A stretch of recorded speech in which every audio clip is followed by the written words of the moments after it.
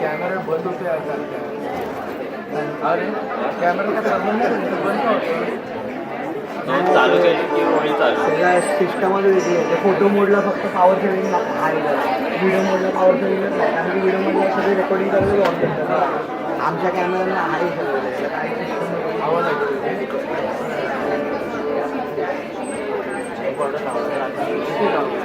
आवाज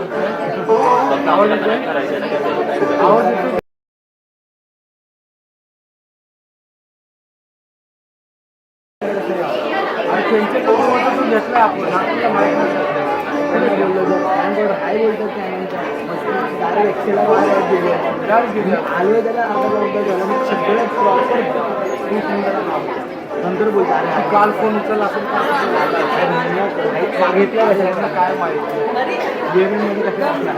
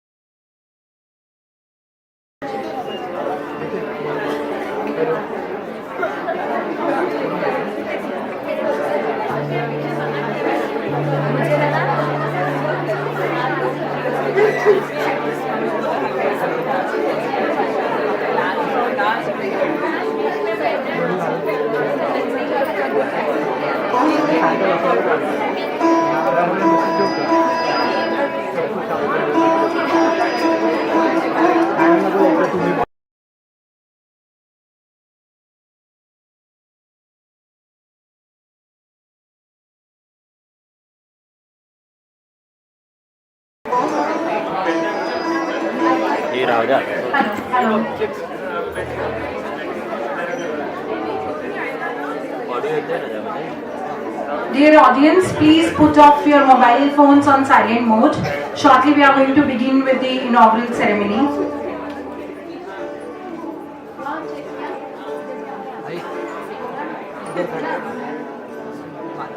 Kindly put off your mobile phones on the silent mode, please.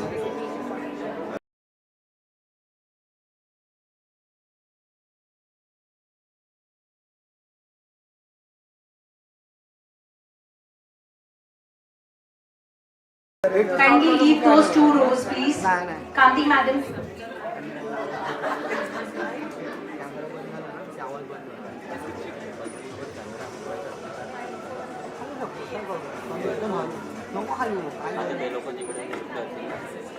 तुम्ही का थोडंसं झूम कर ना. ते काय आपण करतो थोडं झूम कर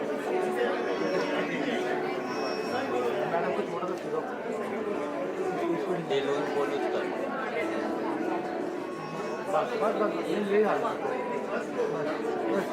आता ज्यावेळेस सरस्वती वंदना चालू होईल ना त्यावेळेस सरस्वती वंदना कुठे होणार आहे? लावणार ना मग आपण कॅमेरा इथेच ठेवूया. नाही कॅमेरा घेऊ तिकडे ते कॅमेरा ठेवणार नाही तिकडे.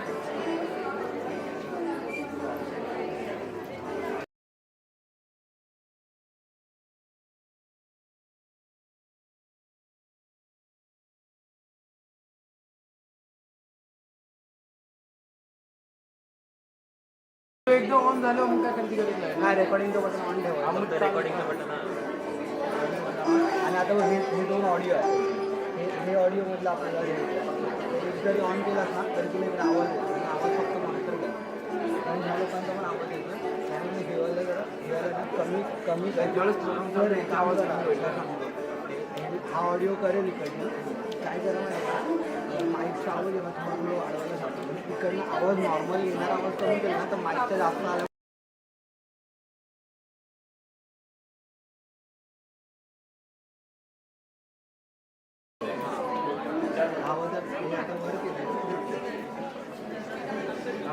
नवीनच होईल पूर्ण सिस्टम आणि आतमध्ये मिक्सर पण नवीन लावलाय. मिक्सर पण नवीन जाऊ दे ना तुम्हाला एवढं एबल केलं की तुम्ही प्रोग्राम करू हम लोग नाश्ता करते हो सर आर्यन ये आम्ही नाश्ता उनको करतो थोड़ा सॉर्टेड है ना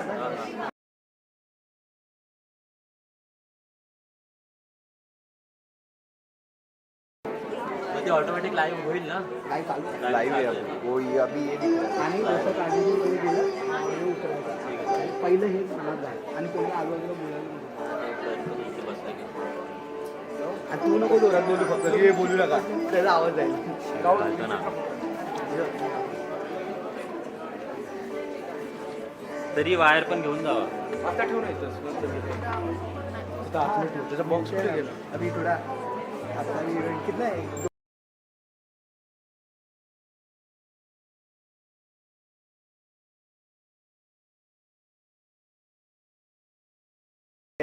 चार्जिंग वाला कैमरा है तो थोड़ा संभल के करना बीच में ब्रेक है एक्चुअली 2 घंटे ब्रेक आहे ना और फिर फाइनल आई काय ब्रेक आहे ना स्ट्रीम एंड नको करू स्ट्रीमला बॅनर टाक हां. आणि ऑडिओ व्हिडिओ बंद करून ना असंच ठेवून टाक काय करू नको बंदच नको करू फक्त हे दोन कर चुकून बंद झाली ना तर मग परत तू उद्या सगळं स्ट्रीम की बनव हे कर ते कर कॅमेरा बंद किया वापस. कैमरा को बंद मत कर ऑन रिकॉर्डिंग ऑफ कर वो बराबर ऐसा स्लिप मोड पे दे जाएगा उसको कुछ मत कर और इधर से जब तुम्हारे वीडियो इधर चालू रहेगा ये ये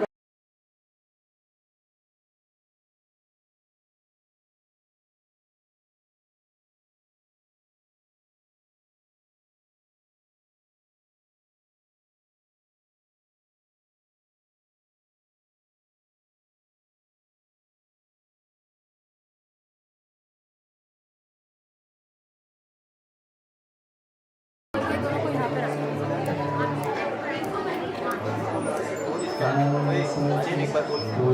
क्या चालू करू. क्या करू. हेलो चेक इतना पूरा मत ले, थोड़ा कम ही ले ले.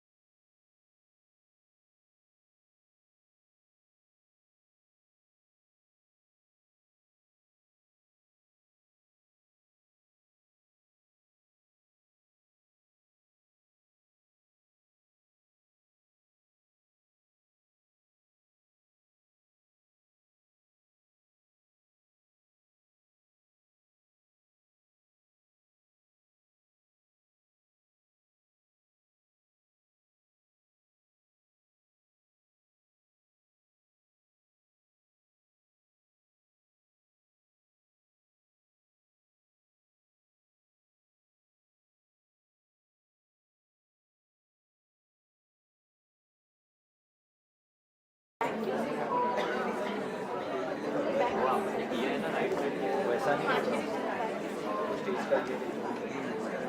सबसे टिल्ट लग रहा है वो बीच में लगा उसका ये देख अरे उसके नीचे कुछ है देख किसी के नीचे कुछ है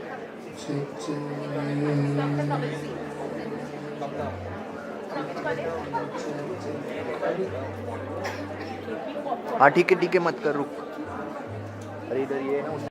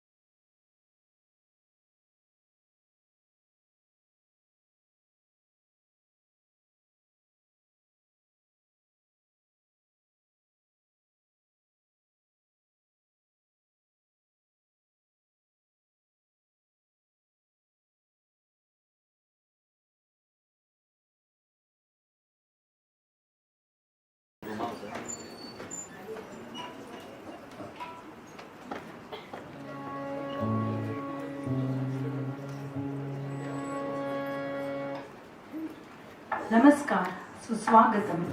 A very warm welcome and a very good morning to all our distinguished dignitaries, honored guests, delegates and dear participants. You can please settle down.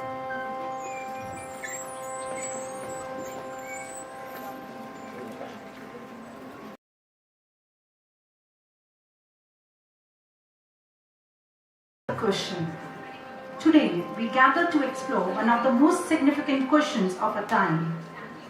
How can artificial intelligence and technology transform higher education while ensuring a sustainable future for generations to come?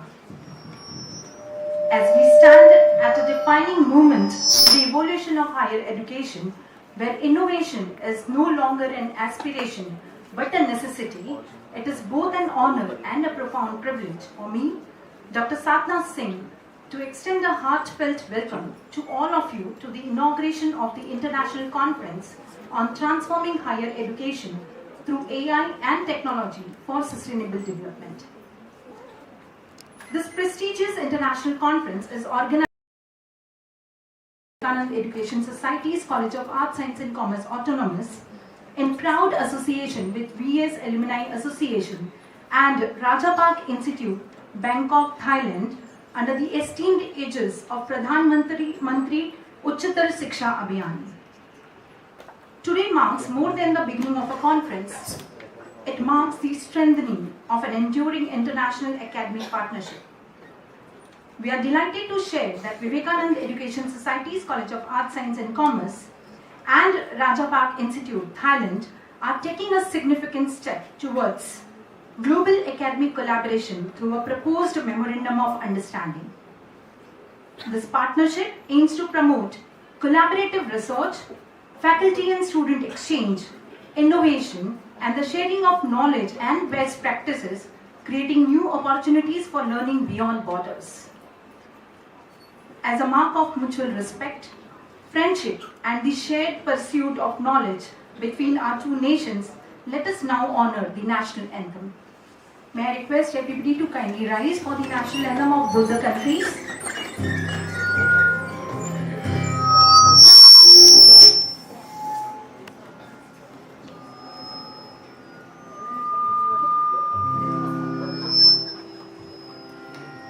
ये होगा कुछ उनके तरफ फिर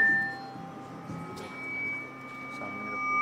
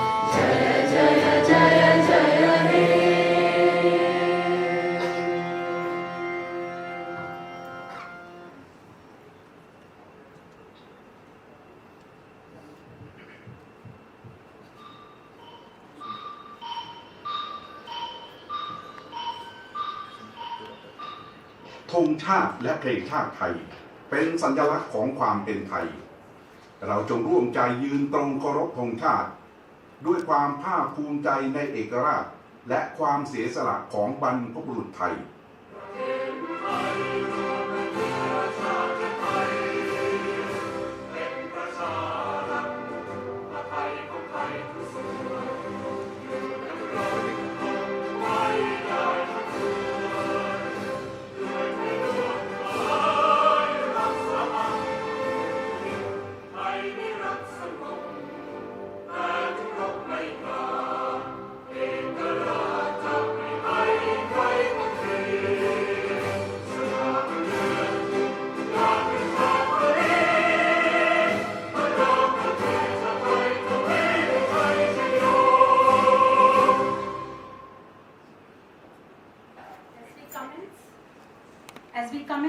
inaugural proceedings. Audience, you all have to please stand because we are going to go for Saraswati Vandana. Okay. As we commence the inaugural proceedings, let us invoke the light of knowledge through traditional lighting of the ceremonial lamp, symbolizing the triumph of knowledge over ignorance. May I request all the dignitaries to please come forward and light the lamp.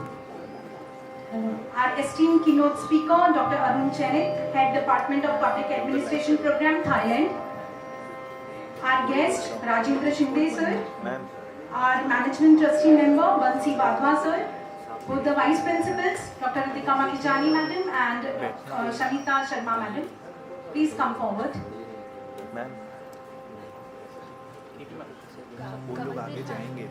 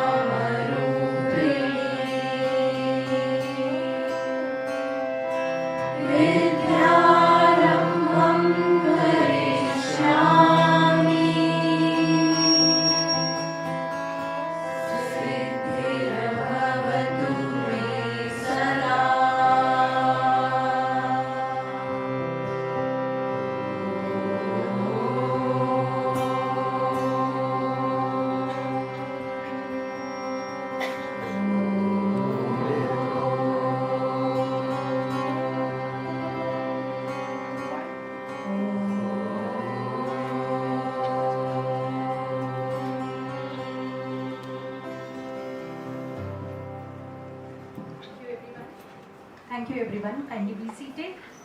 May I request all the delegates to please occupy the stage here on the dais. Batch के लिए battery चाहिए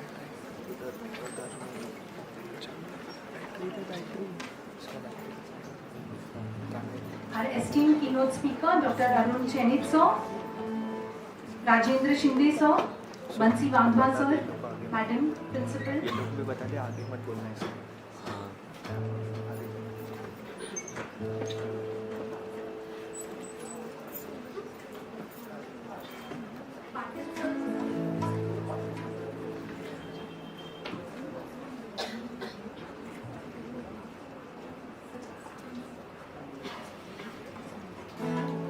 Both the vice principals kindly occupy the seats here.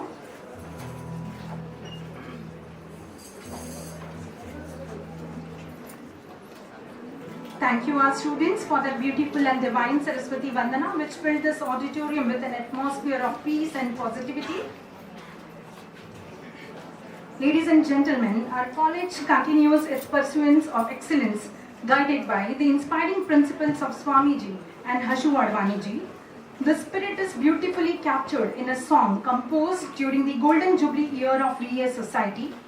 The lyrics were penned by the legendary music director Padma Shri Ravindra Jain ji, and the music was arranged by our very own, the late Shri Santosh More ji.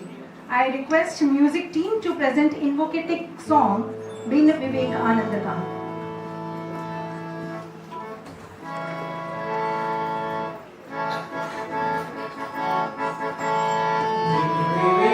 Anand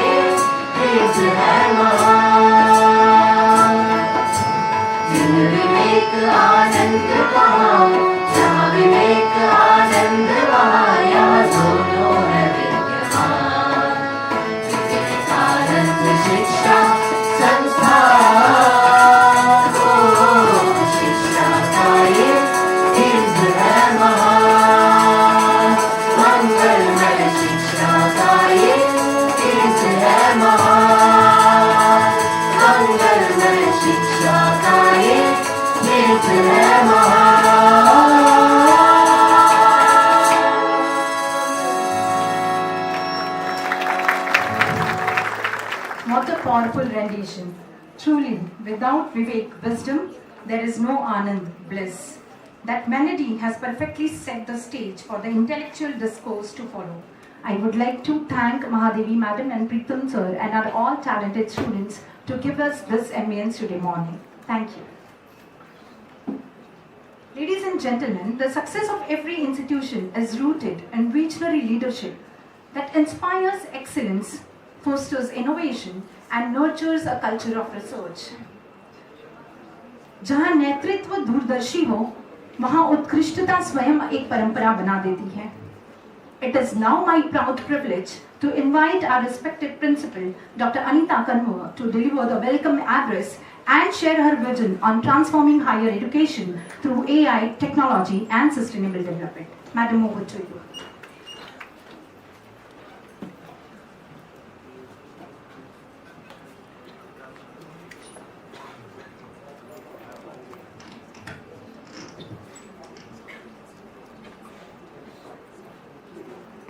Namaskar everyone present over here. Respected Dr. Arun Chainit sir from Raja Park Institute, Bangkok, Thailand. Other dignitaries from Raja Park Institute who are going to join online. Professor Dr. Rajendra Shinde, one of the esteemed panelists. He is currently a director, Board of Innovation, Incubation, Linkages and Placement at HSNC University. Dr. Rajendra Patil sir, expert in the field of IT, AI and guiding all the colleges under Mumbai University in the field of technology. We have another esteemed panelist, Professor Dr. Deven, who is also going to join us as a panelist. Our senior most trustee, Shri Bansi Vadhvaji, Vice Principal and convener of this international multidisciplinary conference, Professor Dr. Ritika Makhijani, our Vice Principal and Head of the Economics Department, Mrs. Samita Sharma Kane, members of Research Circle, all teaching staff, non-teaching staff members, participants, session chairs, teachers and all student participants, invitees, on behalf of Vivekanand Education Society's College of Arts, Science and Commerce, a warm welcome to you all for this multidisciplinary international conference. Sir, to give you a brief introduction about Vivekanand Education Society and Vivekanand Education Society's College of Arts, Science and Commerce. Sir, it is a multi-faculty college which was established in 1979 as one of the first higher education institution under the umbrella of Vivekanand Education Society. This college is permanently affiliated to University of Mumbai, and we offer 34 programs comprising of 24 undergraduate programs, 6 postgraduate programs, and 2 new postgraduate programs we have added in the academic year 26-27, and 4 PhD programs under both aided and its self-financing program section. Our college has achieved notable milestones, having NAC accreditation with A grade CGPA of 3.26 on 4-point scale. We have received Best College Award from University of Mumbai, and we are conferred with autonomous status by UGC and Mumbai University. We are also United Nations signatory for PRME program, that is Principle for Responsible Management Education, and we follow 17 SDGs, Sustainable Development Goals. We also submit our report to the PRME, and it is available on United Nations PRME portal, which actually confirms that we contribute in sustainable development. The multidisciplinary international conference on the theme Transforming Higher Education through AI and Technology for Sustainable Development aims to bring together experts, researchers, policymakers, practitioners and students to share their knowledge, experiences, innovative ideas, innovative solutions for creating a sustainable nation. Sustainable future along with implementing AI and technological solution, because in today's era we cannot leave behind artificial intelligence, neither we can do away with technology solution. So both have to exist hand in hand. That is, on one side we will have all technological solution, AI, and on the other side we have to look at the sustainable development. This conference provides a platform for interdisciplinary dialogue, collaboration, networking, focusing on the latest innovation, developments, policies and practices, perspective for the national development, and if nation develops, then we will be able to contribute internationally also. My address will be incomplete without expressing my sincere gratitude to RUSA office, Maharashtra, for providing the Pradhan Mantri Uchchatar Shiksha Abhiyan grant for conduct of this conference, and our alumni association for always supporting us. It is our esteemed honor that we have collaborated with Raja Park Institute, Bangkok, Thailand for conduct of such conferences. Dr. Arun Chainit sir from Thailand Raja Park University. Sir, your address in today's conference will definitely give us some or the other innovative solution which will help us in our sustainable development. We are very grateful for acceptance of our invitation.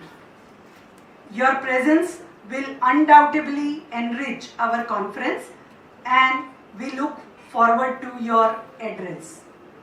Other panelists who are going to discuss about the role of AI and technology in sustainable development will also enlighten us with their views and thoughts. I thank all the panelists present here. I also thank our esteemed management member, Shri Bansi Badwa ji. Management has always supported us in all the ways. We have very good infrastructure and the facilities provided by the management. We thank you, sir, for providing this type of innovative facilities in Vivekananda Education Society's College of Arts, Science and Commerce. In the end, a big thank you to all the delegate members, management members, all participants, organizers, supporters for your tireless efforts in organizing this conference. Good luck to each one of you, and best of luck to the presenters of innovative papers. Thank you. Thank you very much, ma'am, for introducing our college in such a very concise but inclusive way to all of us. Your inspiring words have beautifully reaffirmed our institution's unwavering commitment to academic excellence, innovation, and a vibrant research culture. Your visionary leadership continues to motivate us to embrace emerging technologies while remaining committed to sustainable and inclusive education. Dear audience, we also have with us today one of the panelists, Dr. Deven Shah, Associate Dean of Science and Technology, University of Mumbai, Director and Principal of Terna Engineering College. We welcome you. At the heart of every progressive institution lies a vibrant research culture that inspires curiosity, innovation, and academic excellence.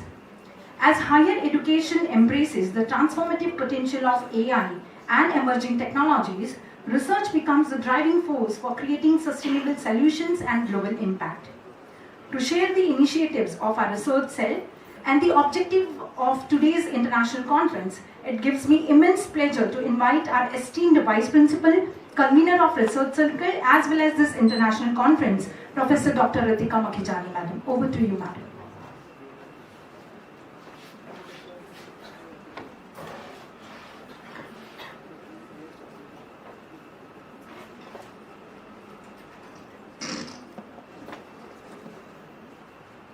Respected guest of honor, Dr. Thanapon Sarunbarana, Vice Chancellor, Rajapark University, Thailand. Esteemed keynote speaker, Dr. Arun Chainit, Thanapon, Thailand. Our respected eminent panelist, Dr. Deven Shah, Dr. Rajendra Shinde, and Dr. Rajendra Patil, our respected trustees of BES, our senior trustee member, Shri Bansi Wadhaji, Honorable Principal Dr. Anita Kanwar, Vice Principal and IQSC Convener Mrs. Samita Sharma, dignitaries on the dais and off the dais, my dear students, researchers and students, a very warm welcome to one and all. It is my privilege to welcome you all to this special occasion, the International Conference on Transforming Higher Education through AI and Technology for Sustainable Development. As India embarks on journey to transform from developing country to the developed country, we recognize the role of research and technology in driving growth and global impact. From healthcare to technology, from energy to environment, every sector holds opportunities for breakthrough. Hence, we at Vivekanand Education Society's College of Arts, Science and Commerce have constituted a research cell which includes active researchers from all the departments. The research cell believes in mantra, explore, experiment and express. Research cell helps in the submission of research proposals to different funding agencies like University of Mumbai, CSIR, DST. We have received DST FIST grant and also DBT Start College scheme.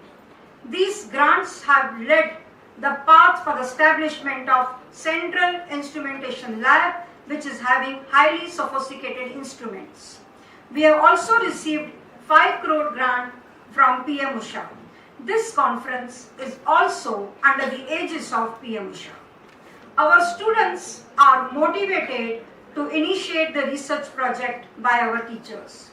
The teachers and the students present their research work at various national and international conferences. In the last academic year, 40 research papers were presented by our teachers and the students, and 16 research papers have received the Best Research Paper Award.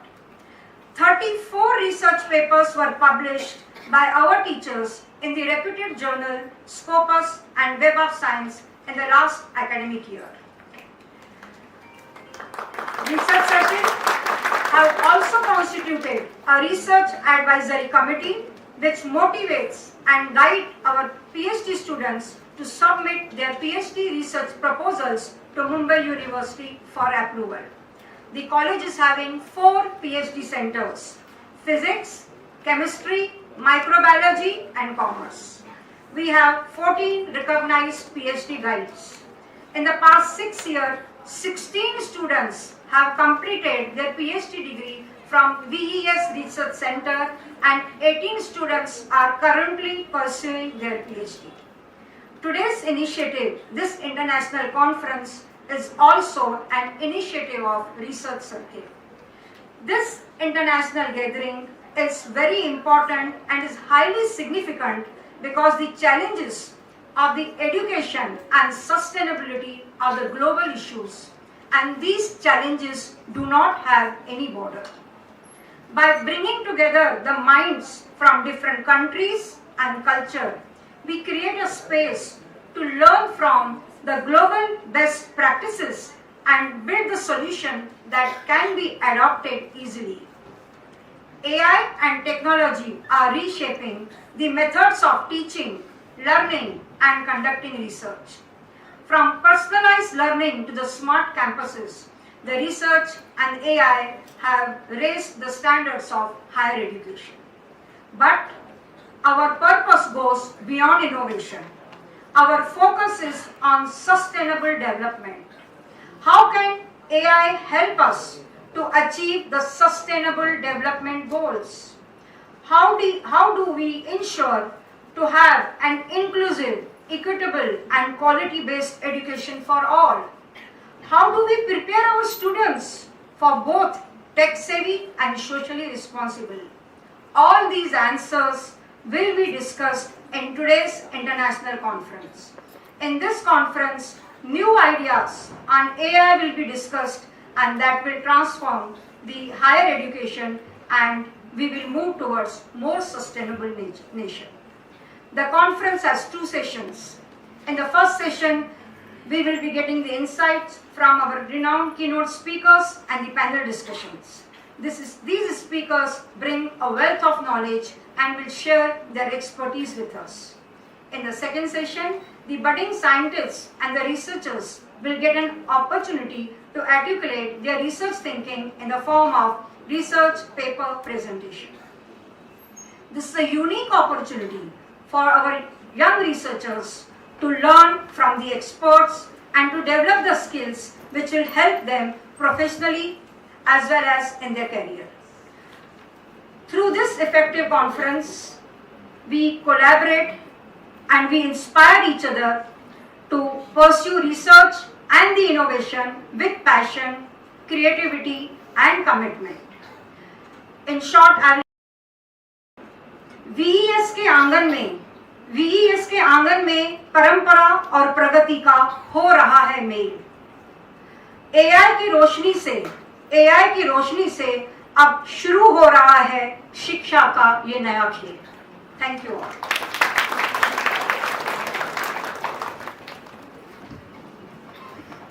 Thank you, Ritika Madam. Your insightful overview of the research cells initiatives and the objective of today's conference has set a clear direction for the deliberate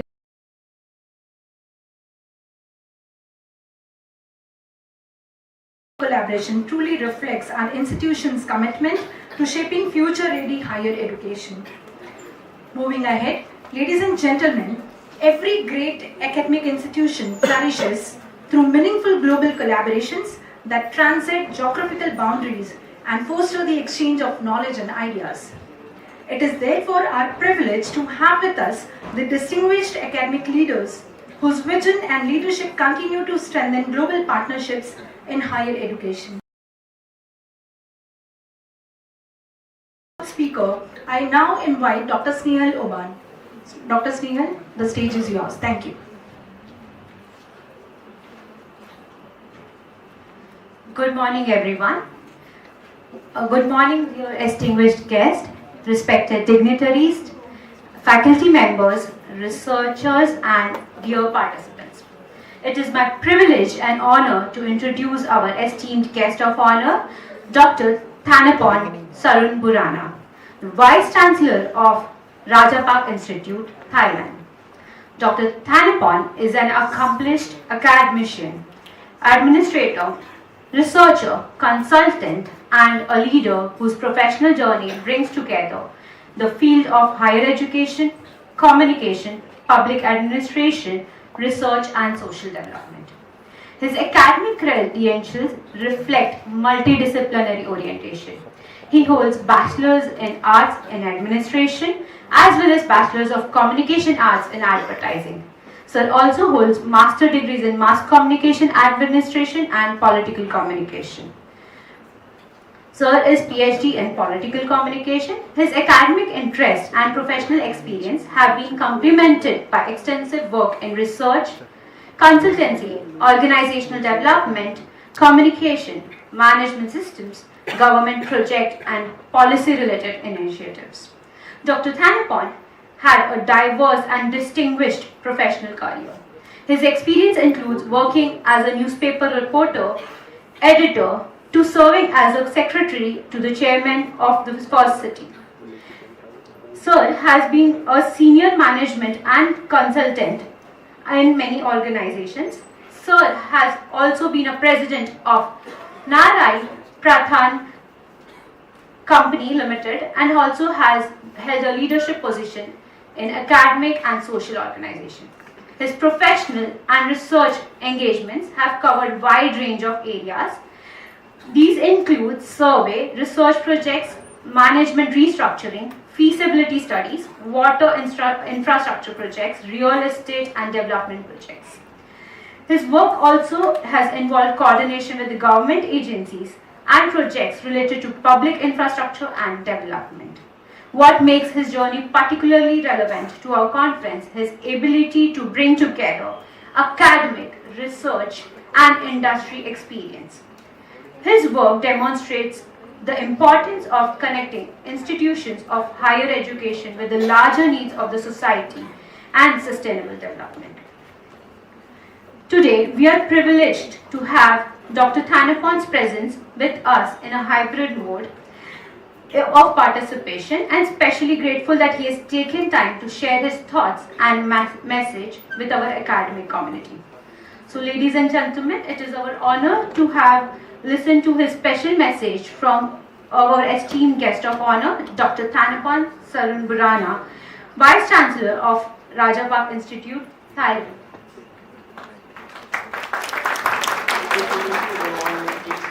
Present today.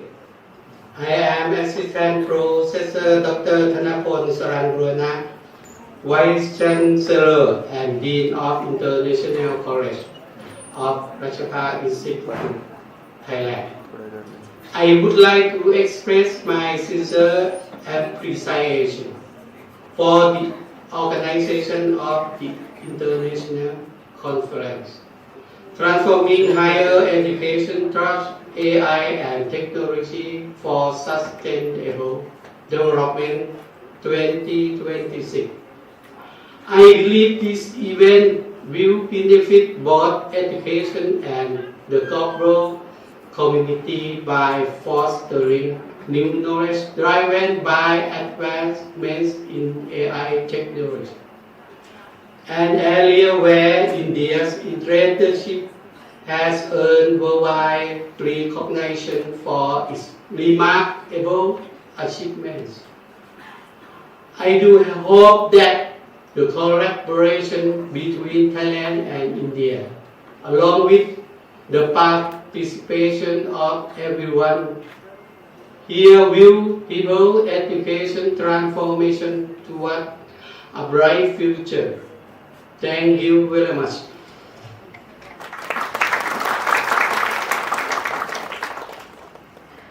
Thank you, Dr. Thanapon, for a thoughtful and inspiring message. Sir's word has added a great meaning to today's conference and has reinforced the importance of education, innovation, technology, and responsible leadership in shaping the sustainable future. What particularly resonates with the theme of our conference is the idea that the technology, and specifically artificial intelligence, should not be viewed merely as a tool of efficiency or automation. It is an opportunity for higher education to rethink the way we teach, learn, and conduct research collaborations to contribute to the society. Sir, although has been connecting virtually with us today, but his presence is much more felt in the part of the conference. We wish to continue with Sir, sincerely looking forward to join our institution in future. Thank you, sir, once again to be a valued part of our conference and sharing his wisdom and vision with us. Now, I would like to introduce to you all our keynote speaker for the conference. It is my privilege and honor to introduce our distinguished keynote speaker, Assistant Professor Dr. Arun Chenat from Pranakan Rajbhat University, Bangkok, Thailand.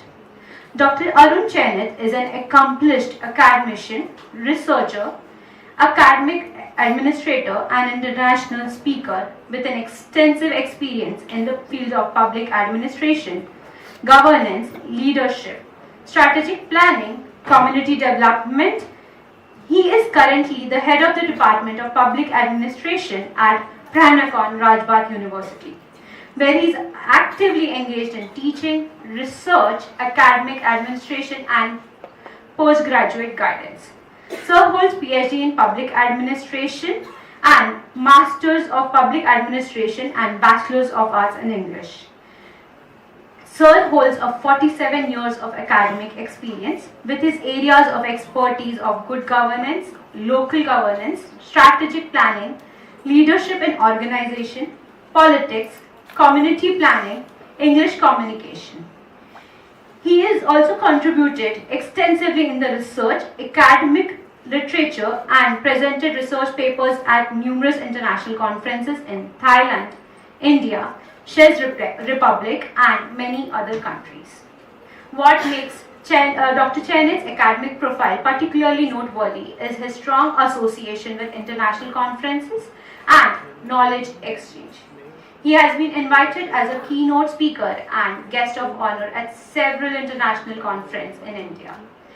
His keynote engagements have covered contemporary and relevant themes such as e-governance, commerce and management, education, globalization, sustainable development, and challenges of teaching in the 21st century.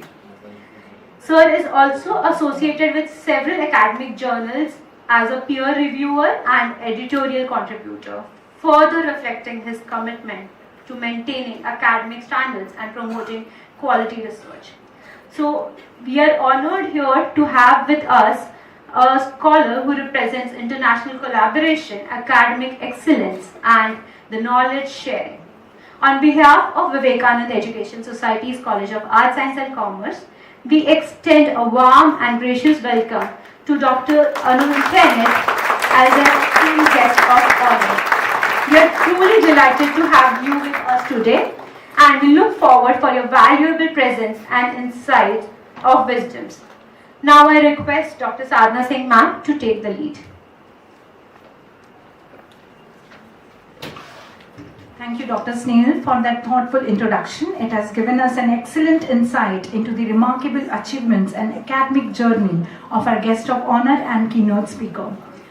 Ladies and gentlemen, at Vivekananda Education Society, our traditions reflect our values of respect, gratitude, and sustainability. May I request our Honorable Management Trustee Member, Bansi Wadhwa sir, to kindly felicitate our esteemed keynote speaker, Dr. Arun Chenit sir, with a shawl and shreefal as a mark of our respect and appreciation. May I also invite all the dignitaries to kindly join during this felicitation ceremony. I also request Principal Dr. Anita Kanwar to join this ceremony. Yeah. I request our principal to present our unique bouquet of thoughts, the VS Coffee Table Book, 100 Years of Hashu Advani, a visionary educationist and social reformer, along with a memento as a token of our gratitude. At Vivekananda Education Society, guided by the ideals of Swami Vivekananda and the vision of late Sri Hashu Advani ji, we believe that knowledge is the finest tribute one can offer. It is with this philosophy that we present our unique bouquet of thoughts as a token of our respect and gratitude.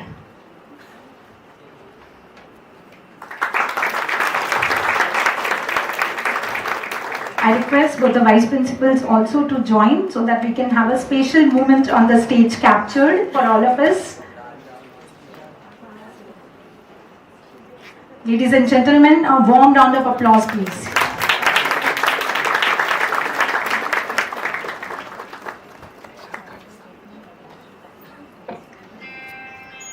We are truly honored by your gracious presence, sir, and warmly welcome you to the VES family.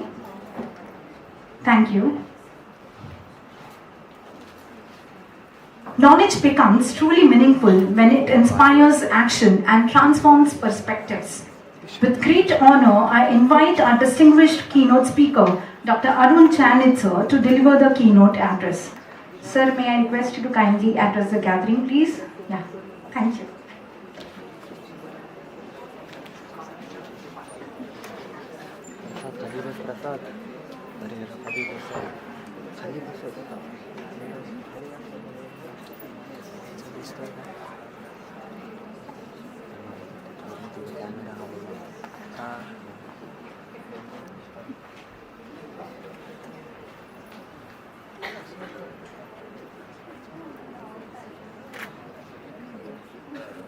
Thank you very, very much.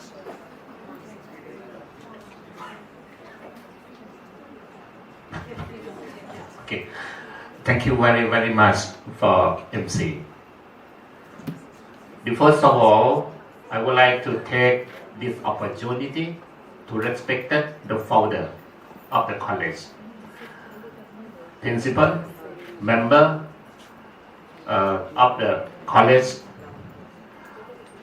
and ladies and gentlemen, I feel like very exciting to stand in front of you. I am Dr. Arun Chainit, Indian name, but I come from Thailand.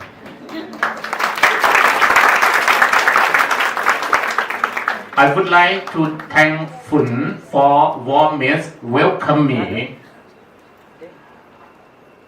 Numbers of people, of person to connecting, collaboration, cooperation, me and my staff. Today I am very sorry that Vice Chancellor, staff of the college cannot come to join, and very big person. He sent only the message at you listening just now, but he very eager to come to join coming soon. But he have some problem about health. Just finished about the protection body from the hospital. But I am in charge of the Vice Chancellor. The Vice Chancellor is my good friend. My good friend. We are classmates in MA, Public Administration Program. More than 25 years, my friend. So, but me, I am head of department of Pranakon Rajapat University, Bangkok, Thailand, government university. But my duty is the advisor of the Chancellor, Vice Chancellor of Rajapat University.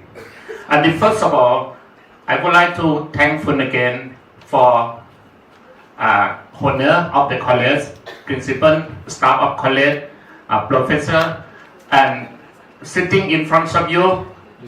You are a very big person. I am not big person. Everybody that's sitting now in front of me, you are the big person. I will record. I will copy you to remember in my mind forever. Let me to respect my senior friend, Professor Posele, Pro Vice Chancellor, Dr. Nikam, my brother, Dr. Nikam sir, yeah, my brother, and new friend. Thank you again for the last night. Warm welcome at the Chhatrapati Airport, Mumbai, Dr. Chanel and Dr. Nimit. Nimit is Thai name.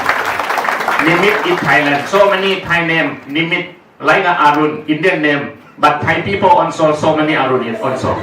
And Dr. Chanel also in Thai Sneha. Sneha means very charming, very beautiful lady.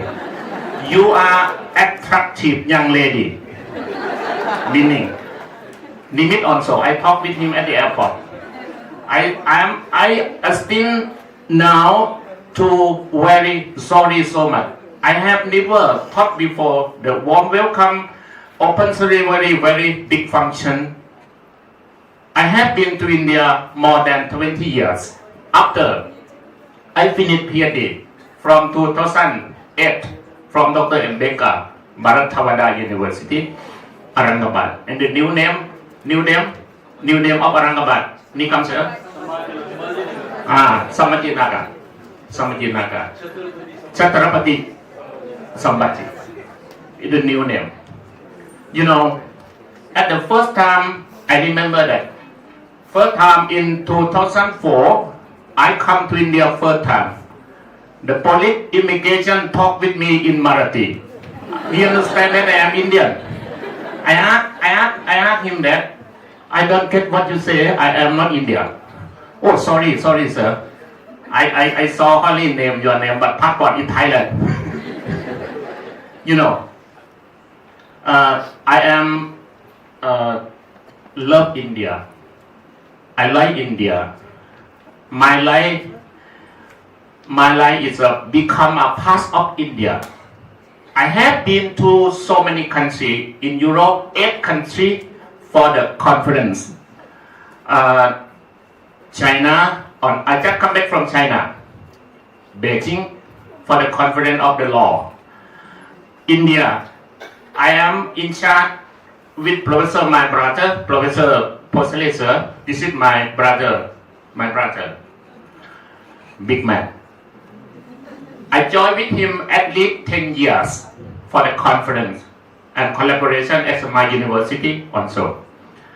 I would like to announce for the principal, vice principal, the staff of the college, VES. If you want to collaboration, because I am more experienced about the conference around the world, I have opportunity like now also I have big opportunity to come here for the first time here at the Mumbai, and so many India, but most I talk with the staff of the college at the warm welcome at the for the breakfast just now. Most I have been to join with in Maharashtra state.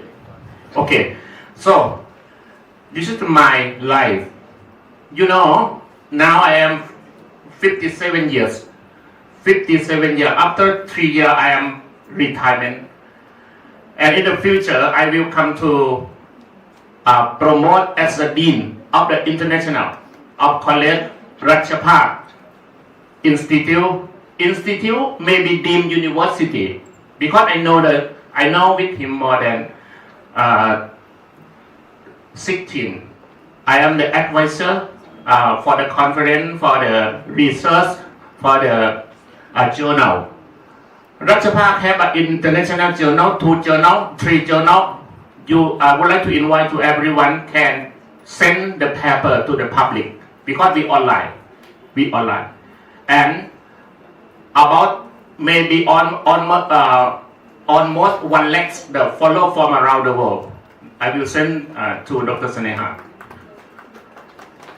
The second thing, I would like to talk to everyone that today here is very property to do education in something, because education is a very important.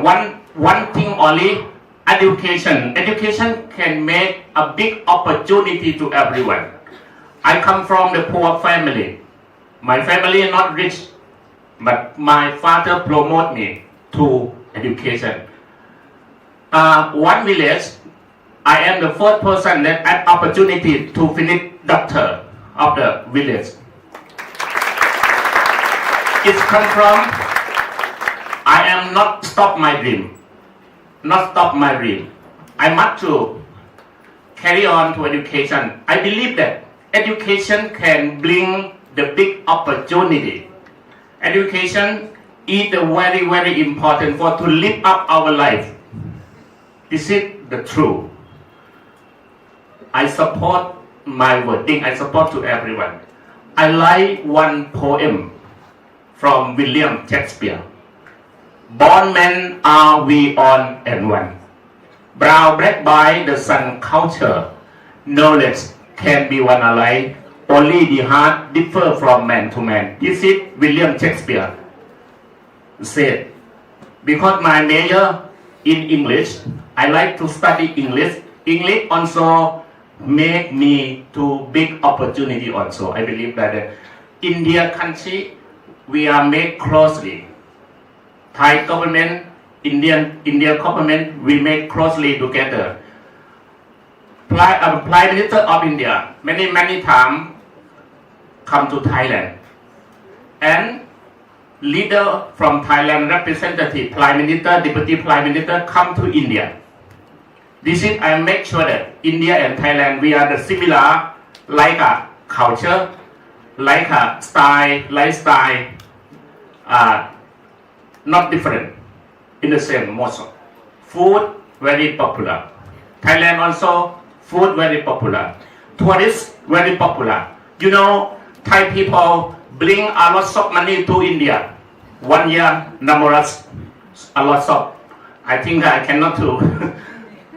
Because, you know, Thailand like come to India for respected the Buddha place. And Thailand superstar like to worship Kanecha. God. Kanecha. Kanecha is a god of the successful. If we believe Kanecha, we are successful in the future. My university have Kanet located for the student for the first year, much to respected and limit dream to be a success for Kanet.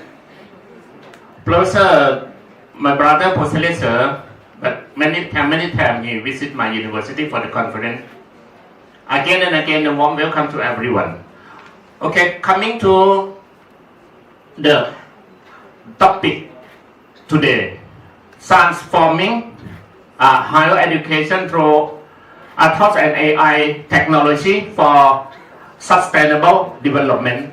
Three important keywords. I talk about education. I talk about the overall education make to everyone to receive big opportunity. What is the big opportunity? Working, salary, position, and it make your lifestyle is very happy. If no education, no society, no friend, no any ongon come to see you. But we no need to a famous person. But you can make your life you see, not lifestyle for low style for high soul. No need. But everybody come to see you because you have a big vision, good vision for education. Education we can start by yourself, by your family for promote. My father is a farmer. My father is passing away now. My mother now, she is 91 years old. 91. And today I am get a sorrow news. Is my brother of my father is dead early morning. After I come back tomorrow, I go to the south of Thailand for to join the funeral. She dead early morning. Early morning. I can say to everyone to make sure that education here, I see from you, education is not make you for to live up our life, but big opportunity. Education unlimited. But if no one, not enough education, you talk about your life, how you can live your life, your family, to help your family. That I told you that I am only one, but my family have a 6 person. Everyone finish education at least BA, Bachelor of Degree. Only me, PhD, a Doctor of Philosophy, only one. Because I dream. I dream when I was a young boy. I need to continue further education. I not only learn Doctor of Philosophy, but I learn in law. I learn politics. I learn evaluation certificate. I learn so many subjects. Now I am a student in law, in BA. And after I finish this year, I continue to Master of Law again. And after that, I think I will retirement. And after that, I am a new career in lawyer for to help the people. Law is also very important. Like here, so many sides: polytechnic, commerce, law, and so on. So many here. This is, very, very important place. Vivekanand. This name is very big, very big, very big name. Vivekanand College also is a god for the people in here and of India, around of India. I know the nature of India well. This is the first thing I would like to address about the education too. I will do like this. I will keep my finger crossed to everyone. Understand? Keep finger crossed. Yeah, this is keep finger crossed to everyone. I will make a power by you. Win the power, willing a power to everyone for to receive non-stop education. Education is very changing so fast. Changing so fast. For the I prepare education. Okay, because I have only 30 minutes. 30 minutes. Education very fast to changing. When I watch them, we no have opportunity to use a mobile, no connection, no technology. You know, I make a report by handwriting only. Handwriting only, no taping, no computer. I know computer when I was in the BA in the first year. 1998. I cannot I forgot, but okay, I know that very big problem. I think many person and sitting here lucky. You are the new generation. And education nowadays very convenient to help you, but someone very lazy, no eager, no need to study.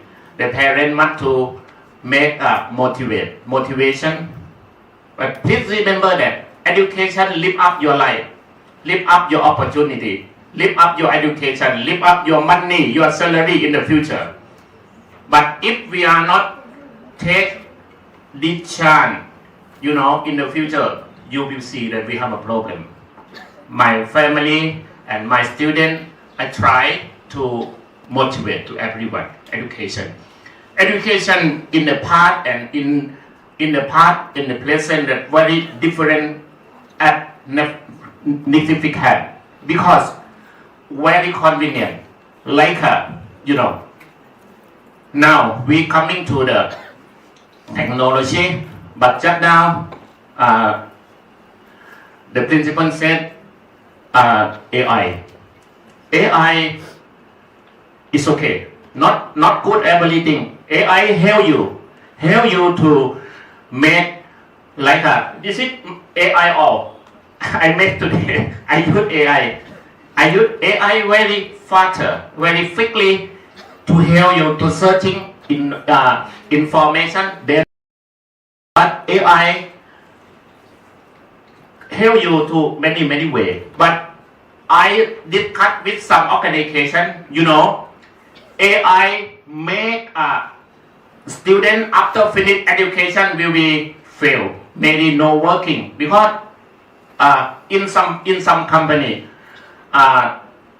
you see, to not increase about to receive a employee because AI make a fastly for to help. AI help for the research working, but now research we searching AI assistant you, but not guarantee. So fasting is good enough, but when we are the reference, but AI cannot searching for the original source. This is research the problem in the future for the research. I am to control advisor, BA, MA, and PhD. I am a guide.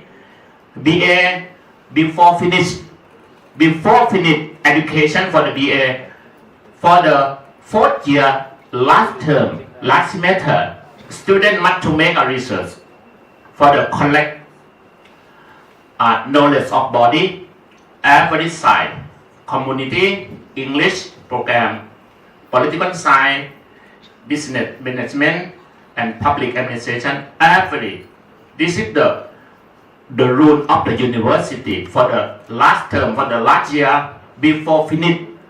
One student make a research, one volume, and you know nowadays those students made by AI.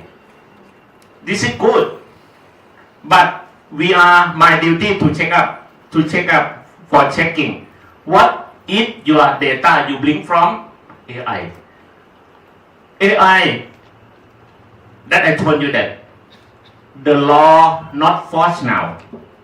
Some country not forced, but in the next year, I think AI the government to control for research paper. In the Europe now have a mini rule. How many percent you can searching from AI searching, but have the problem is that to reference cannot found. So in Thailand we are discussion that AI is good, but AI in the some another work for the research work we have to consider it by deeply, by detail, by carefully.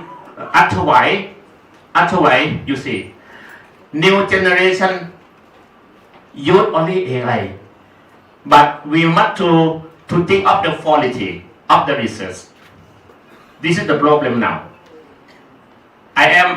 You are as a guide, the guidance of the student in BA, in MA, in PhD like this. We have to consider it deeply for detail. The second thing, AI transforming. Nowadays we use AI all database. You asking, what about Dr. Vijay? What about Professor Posle? Ask AI. AI will be prediction. Dr. Posle is very big man from India. Is well known research like this. He will explain. You can ask, what about Dr. Arun Chinese? AI will be explain you. This person is well known, popular person, educator, keen in public administration like this. AI can process database. This is it, but not know 100%, only 50%, 60% like this. Remaining, we have to searching. So AI is good, but must be careful. However, AI in this generation for help our students. But AI, we have to talking about ethics. Copy. It's wrong, illegal. Otherwise, we have to withdraw the degree. Not approve the degree. So many around the world. I can say that. Can checking in someone very popular name around the world. Copy degree, copy by AI like this. So much to be careful. We do not to talk about the ethic of AI, ethic of research, ethic about how to make academic paper, academic work. It's okay. In opposites, if we don't understand well AI, we don't interesting AI. Suppose I don't understand, I don't anything add on from AI, cannot do like this. Otherwise, you will be disruption. Understand disruption? Disruption means it coming to you, it coming to us, it make our upset, our problem with ourselves. Why not we don't know? Why not we understand? This is disruption. Disruption. We have to learning. So AI in the future I talk. We have to learning, but we have to be careful. We have to be careful about ethics. It's okay. We have to checking for the original source for in academic paper, in academic work. AI can help you to make a knowledge it fastly for the we know not enough have time. We not more time to do in some project. AI can help you. This is make sure. The second thing, I believe that please next slide.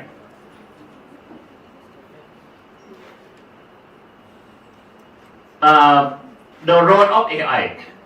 I talk the overall of the knowledge of AI. I found by myself the research work of my student, and I come to the committee for Viva, MA and PhD. I can see this paper 60% from AI because I know AI. But if we don't know AI, we will be disruption. Disruption, big problem. If we pass for the examination, problem follow up in the future. So I told to everyone, please carefully. AI is good. It's good for some work. It's good for some project. It's good for searching in someone for the data like this. But must to be careful in academic. For the next step, okay. This is AI, the component base for usage model. The national model is okay. Report, computer vision, expert vision like this. This also. I think, we are transforming. We are transforming education. We are transforming in technology. You understand in the third wave. The third wave by scholar from England, Alvin Toffler. Alvin Toffler said that the first wave is agriculture. Second wave,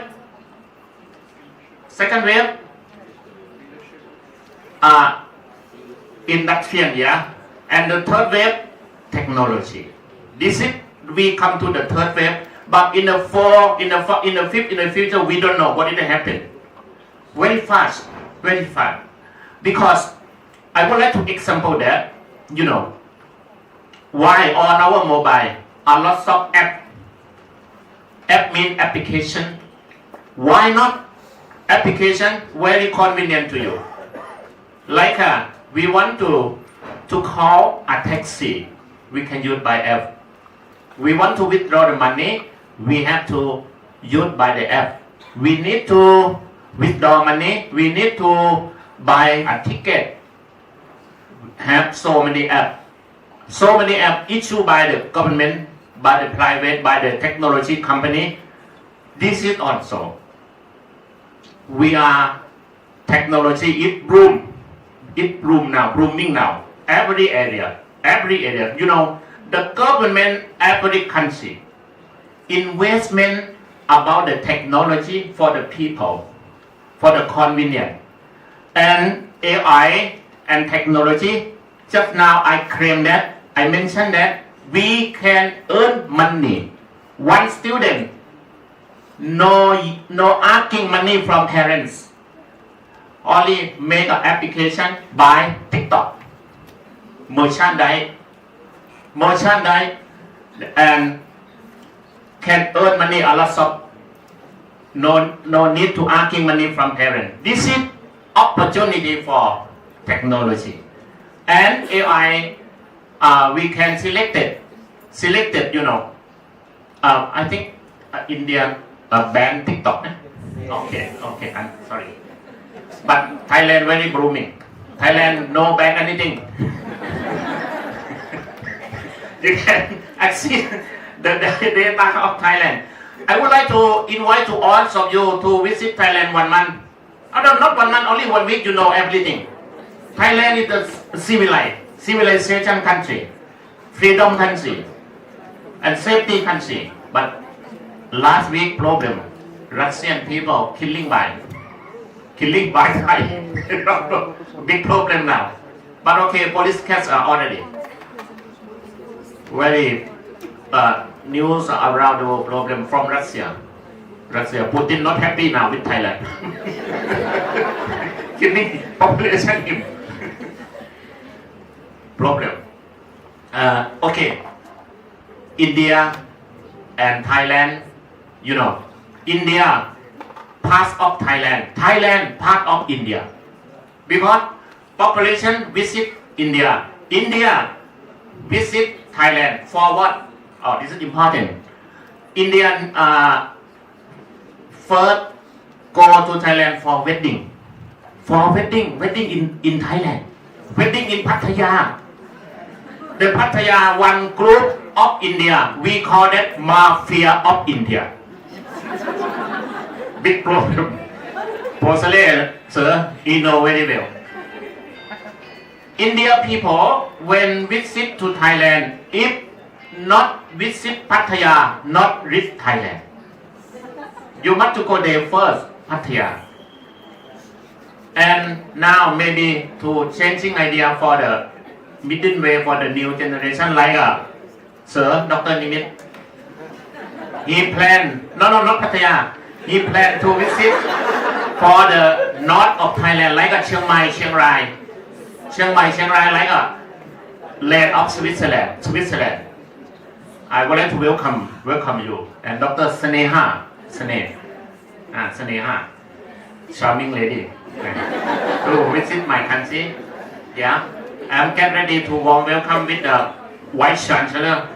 Yeah, I thought now I remain minute, 5 minutes or 10 minutes. I will summarize.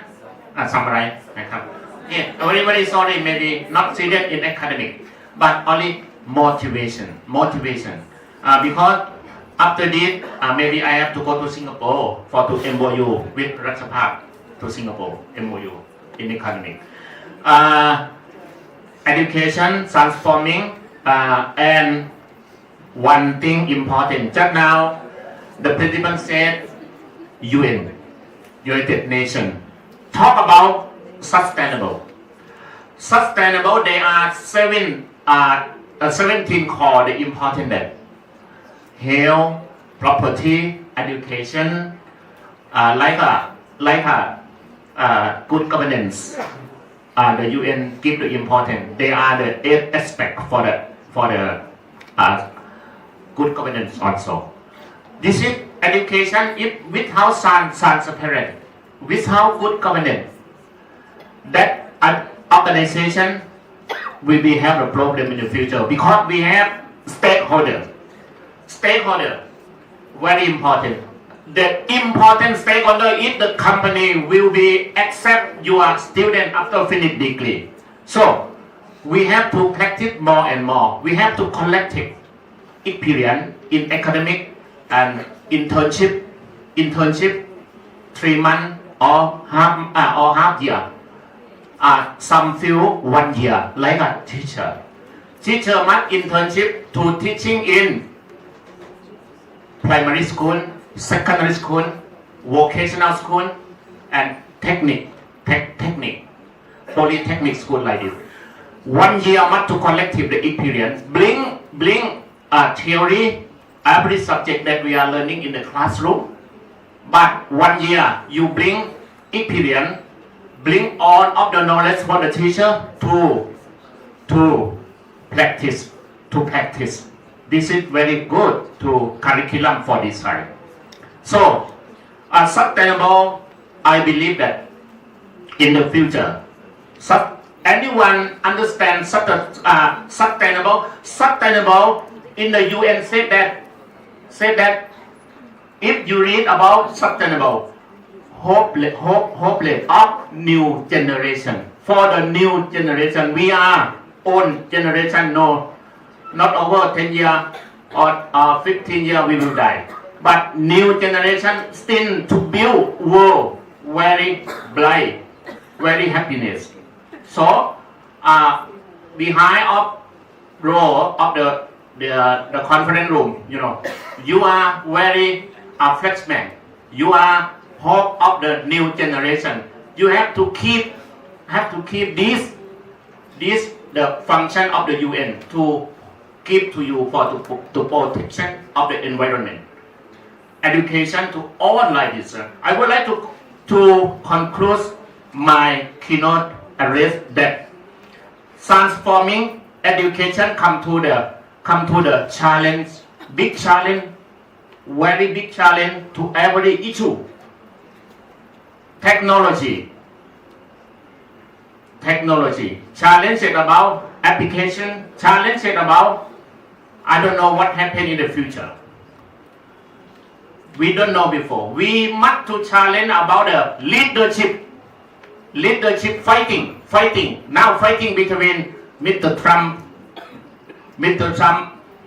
United States and Iran. Protection about the oil petrol, a big problem. And the second thing, second, the couple, Ukraine and Russia, fighting now. You see, 4 countries may destroy in economy, destroy the problem, destroy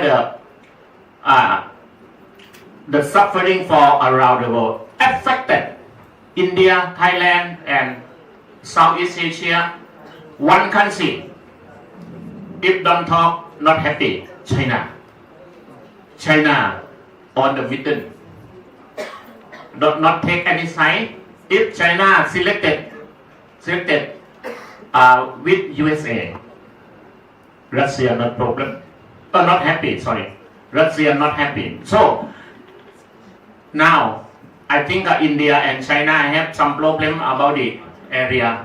I'm not sure what is the issue, but the Prime Minister of India is very clever man, but he know what he need to do. Someone is silent, someone he must to strong idea for to confirm about area, see population, organization like it for to protection of the benefit of the nation, for to keep the population, the people like this.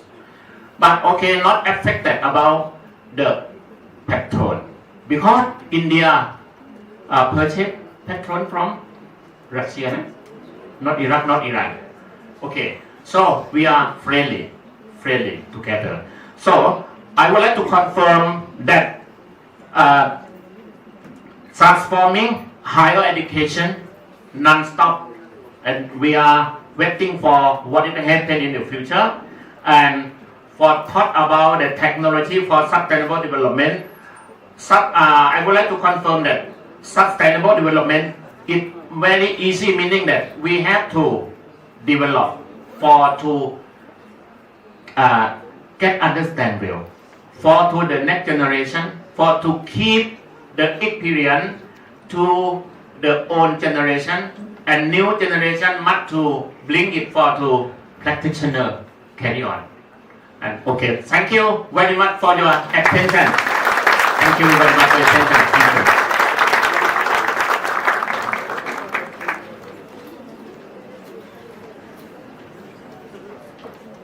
Thank you, sir, for sharing with us few bites of your personal life, discussing the significance of education and aligning it to the vibrant opportunities at Globe. So, your enlightening keynote address has offered us valuable insights into the transformative role of AI and technology in shaping the future of higher education. Your thought-provoking perspectives have undoubtedly inspired us to think about people, culture and technology. And probably, sir, I must say this, that VSAC College and your institute, we are definitely going to have a good alignment and collaborations in future, and probably we are going to give a good lifelong learning platforms to our students so that both the countries can contribute significantly. Thank you, sir. Ladies and gentlemen, now we have come to the end of this inaugural session. May I now request all the delegates to please occupy the front seats. It is time to move to the intellectual heart of the day, our technical sessions. Thank you, everybody. And while our stage is being prepared for the upcoming panel discussions, may I request all the logistics team to kindly settle the stage for the panel discussion. I have a few essential instructions to be given to all the participants.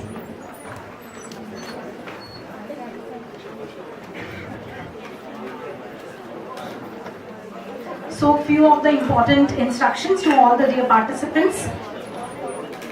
We are proud to host 4 parallel technical sessions today, categorized as follows. Track 1, which is CS, IT and AI group. The teacher in charge for this is going to be Dr. Anusuya Yadav, and the venue for this is room number 201. That is second floor in the main building itself. Then we have track 2A, which is going to be on commerce management and AI. The teacher in charge is going to be myself only, and that is going to be in room number 202. Parallel to it, we again have a session for Commerce Management and AI, that is going to be track 2B, and it is going to be held in room number 203. Session in charge is going to be Dr. Shweta Patil Madam, and track 3, which is based on Science, Technology and AI, the teacher in charge for this is going to be Dr. Sarla Rathi, and the room number is 216.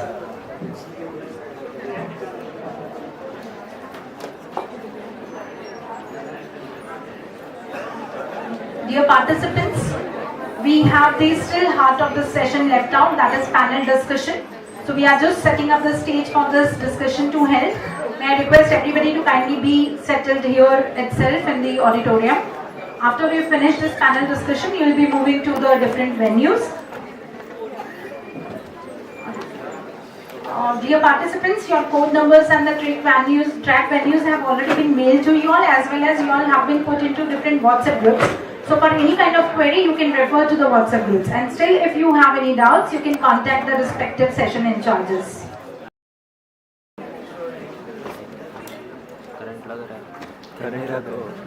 We all have the eminent panelists sitting here with us. Shortly, we are going to see them on the dais. Earthing पकड़ रहा है किधर को? किधर कुछ touch हो रहा है देख. क्या हो रहा है, किधर टच था? तो वायर ही है. Further, there are few instructions again which we can note down is that the paper presenters will be given total of 5 minutes.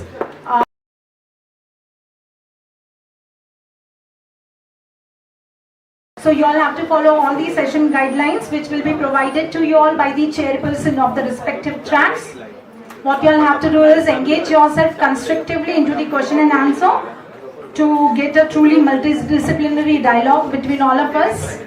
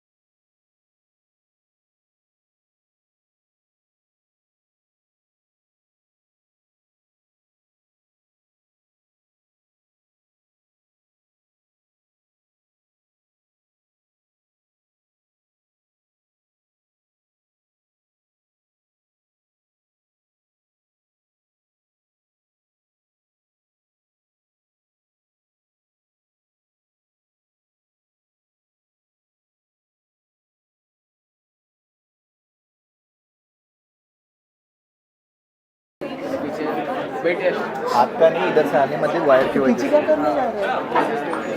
तो बैठना इधर, बैठने के ये भाई इसको करेगा ना ऐसा है. हाँ ऐसा है सीनियर ही तेरा मुझे. अरे इसकी जगह मेरे को बोला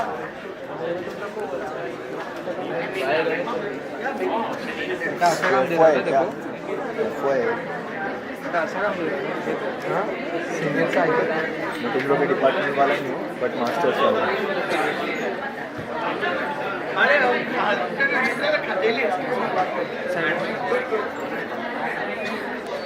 सुन, जैसे ही वो स्टार्ट होगा वो बता दिया. ये स्क्रीन इधर देख, ट्रांजेक्शन पे अभी भी बस उसको क्लिक कर. ट्रांजेक्शन मतलब ये क्लिक कर, ये स्क्रीन इधर जाएगा, ये मेन स्क्रीन है. इधर सी ये इधर जाएगा, ये इधर आ जाएगा, मतलब चालू हो गया तेरा लाइव पे. अभी ये दिख रहा रहेगा. वो जैसे ही चालू होगा इसको एक बार हल्का प्रेस करना, ऑन ऑफ बटन को. फिर इधर रिकॉर्डिंग बटन रेड वाला, इसको प्रेस कर देना. इधर रेड पूरा एक स्क्वायर आ जाएगा, रेड बॉर्डर. रिकॉर्डिंग चालू हो गया. फिर ये ट्रांजेक्शन को क्लिक कर देना, ये वाला क्लिक कर दे, तेरा चालू हो जाएगा. और ऑडियो तो हाँ, ऑडियो स्टार्टिंग में ट्रांजेक्शन क्लिक करके, हाँ स्टार्टिंग में ट्रांजेक्शन क्लिक कर, फिर इसको प्रेस करना हल्का, फिर इसको रिकॉर्डिंग रिकॉर्डिंग स्टार्ट कर देना. हाँ फिर छोड़ देना. जूम में एडजस्ट करना रहेगा तो कर लेना. मैंने वैसे तो किया, बराबर ही है.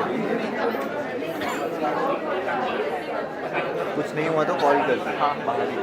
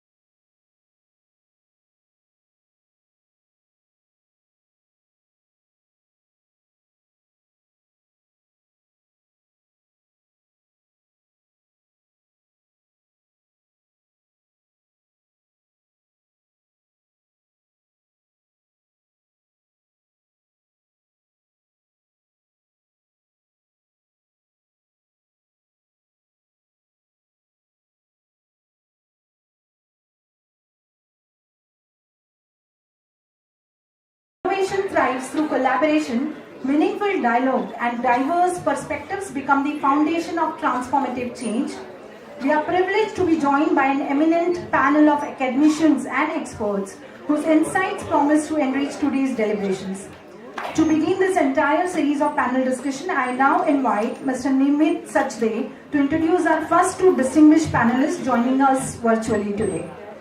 Nimit sir, over to you, please. Thank you so much.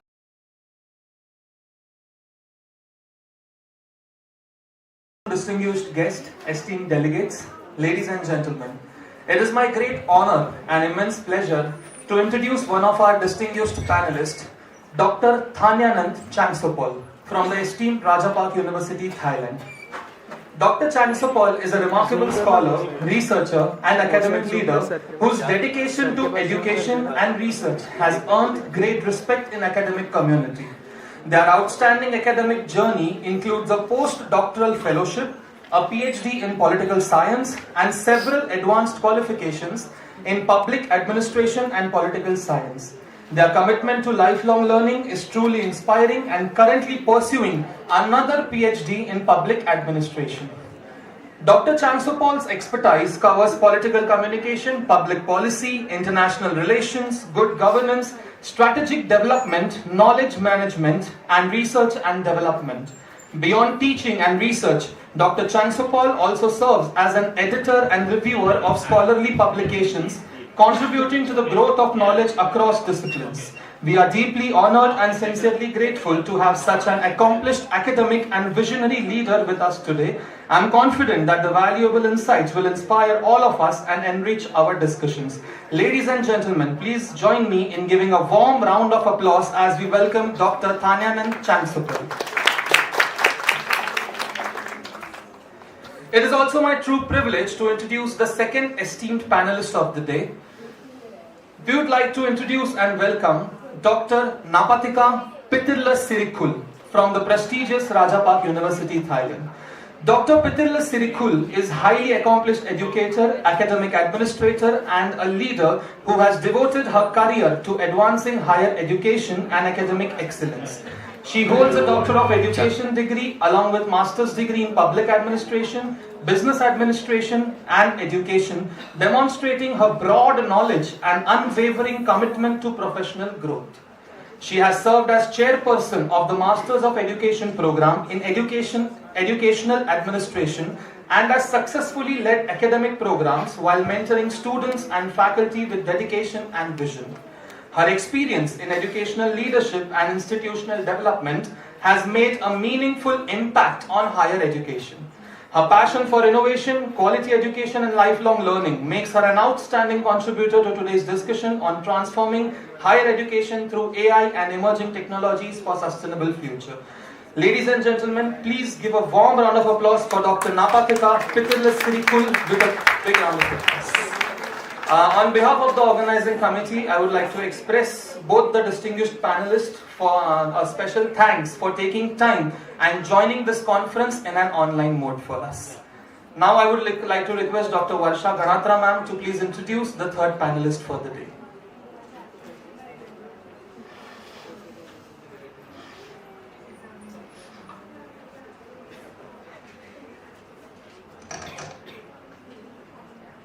Thank you, Dr. Nimit. It is my privilege and honor to introduce Dr. Deven Shah, an eminent academic leader, researcher, technology expert, and accomplished administrator who is joining us today as a distinguished panelist for discussion on transforming higher education through AI opportunities, ethics, and sustainable futures. Dr. Shah currently serves as an Associate Dean, Faculty of Science and Technology, University of Mumbai, Director Medical Technology Academic Integration, Terna Trust, and Principal of Terna Engineering College, Mumbai. With an impressive academic and professional journey of over 3 decades, Sir has made significant contribution to higher education, technological innovation, research, and industry-academia collaboration. Dr. Shah holds a PhD in Computer Engineering from NIT Surat and ME in Information Technology and BE in Electronics and Telecommunication Engineering from the University of Mumbai.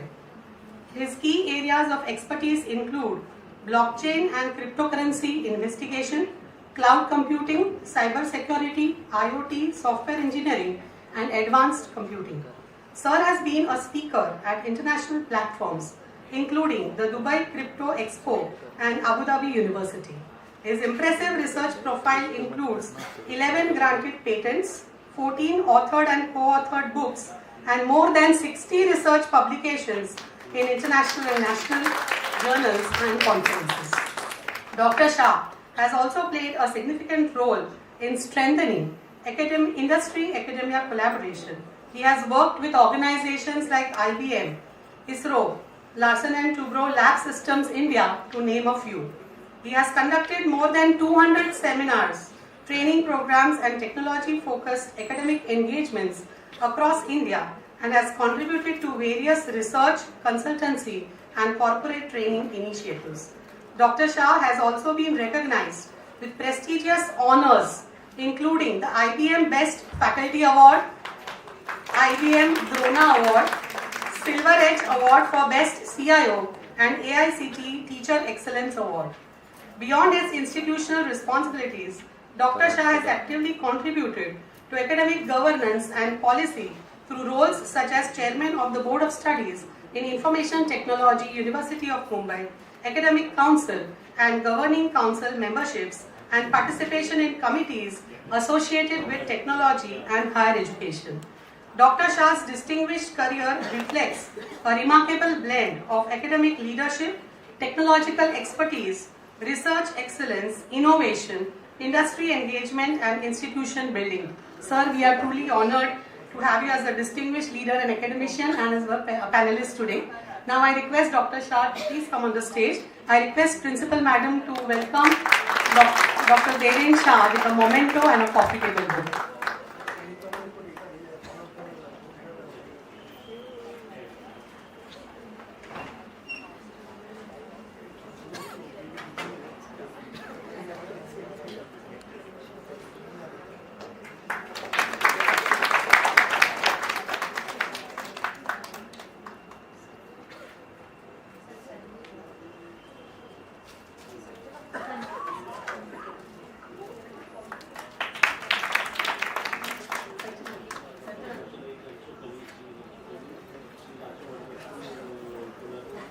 Yeah, thank you, ma'am. To the list which was read by Dr. Varsha Ganatra, I would also like to add that Dr. Devin Shah is also visit alumni.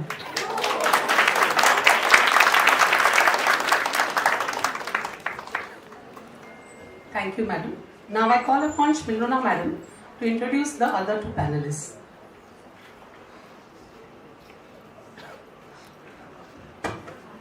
Thank you, Varsha ma'am. Good afternoon, everyone. It is my proud privilege to introduce the next panelist, Dr. Rajendra T. Shinde. Dr. Shinde is an academic leader, botanist, and naturalist, currently serving as the Director of the Board of Innovation, Incubation, Linkages and Placement at HSNC University, Mumbai. With more than 3 decades of experience in higher education, research, and academic administration, he previously superannuated as the principal of St. Xavier's College, Empowered Autonomous, Mumbai, where he served as the principal from 2018 to 2025. He also served as a senior lecturer at the University of Guyana, Georgetown, South America, during 2003 to 2004. A postgraduate and PhD in botany from the University of Mumbai, he is a recognized PhD guide in botany at the University of Mumbai since 2006. He has successfully guided 9 doctoral students and continues to guide and mentor research scholars. His scholarly contributions include more than 60 research papers published in national and international journals, authorship of 4 books in plant sciences, the discovery of 4 new plant species, and the filing of a patent. Dr. Shinde has also played an important role in academic governance and policy. He served as a chairperson of the Board of Studies in Botany at the University of Mumbai from 2018 to 2023 and was a member of the university's academic council. He has also been a nominated member of the Plant Expert Committee of the Maharashtra State Biodiversity Board. His administrative leadership is marked by extensive experience in managing autonomous institutions, including ours, and implementing higher education reforms, including the National Education Policy, NEP 2020. Under his leadership as the principal, St. Xavier's College consistently ranked among the top 100 colleges in the NIRF ranking for several years. Dr. Shinde's contribution to academia and science have been widely recognized through numerous awards and honors. These include the Maharashtra Shiksha Bhushan Puraskar 2025, the University of Mumbai's Best Principal Urban Area Award 2023, and Dr. Hermangild Santapau Gold Medal 2022 for lifetime contribution to plant taxonomy. The Education World Higher Education Grand Jury Award for Extraordinary Leadership 2020-2021, the Most Innovative Principal Award 2019-20, the Best Teacher Award 2018, and the St. Xavier's College Research Faculty Award 2013-14. He is currently guiding many academic institutions aspiring to be autonomous. Beyond academics, he is passionate about trekking, wildlife photography, and engaging with people through nature education and environmental awareness activities. We welcome you, sir, to this conference. I request you to please join us on the dais. I request our Vice Principal, Dr. Ritika Makijani ma'am, to please felicitate Dr. Shinde.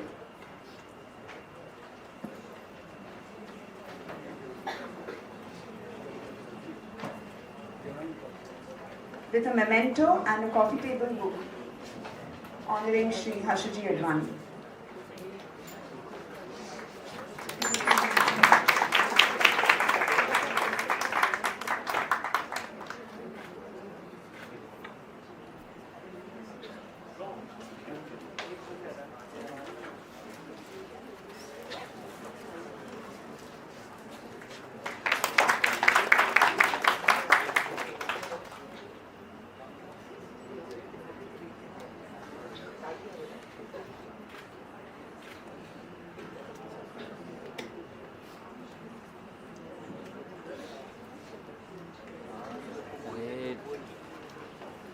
Thank you, ma'am.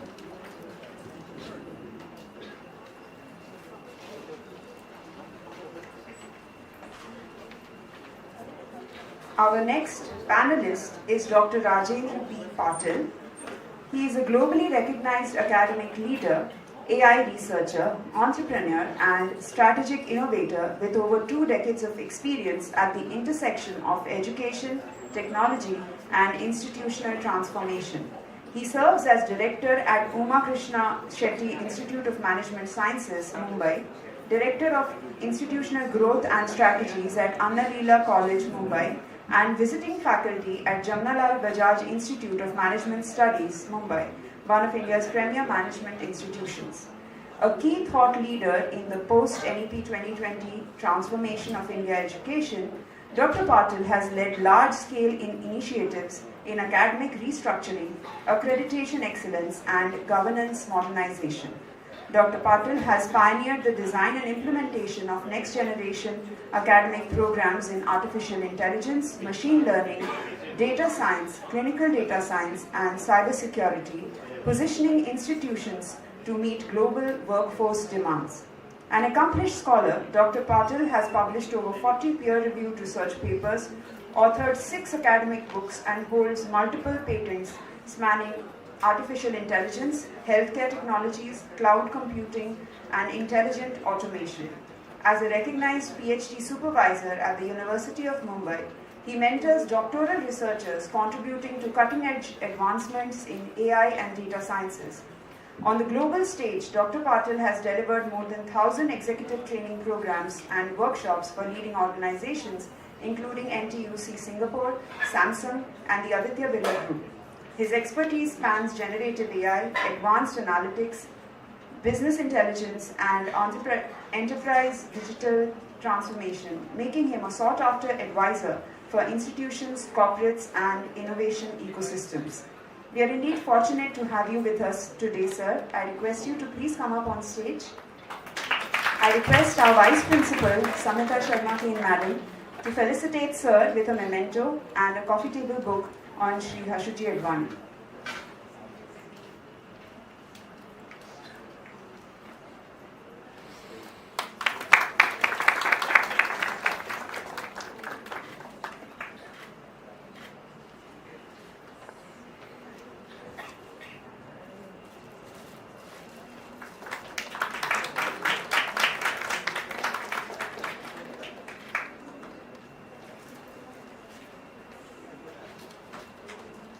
Thank you, ma'am. I now call on stage Dr. Nimit Sachde, Assistant Professor, Department of Multimedia and Mass Communication, an alumni of our college with a PhD in Journalism and Mass Communication, to moderate this panel discussion. Over to you, Nimit.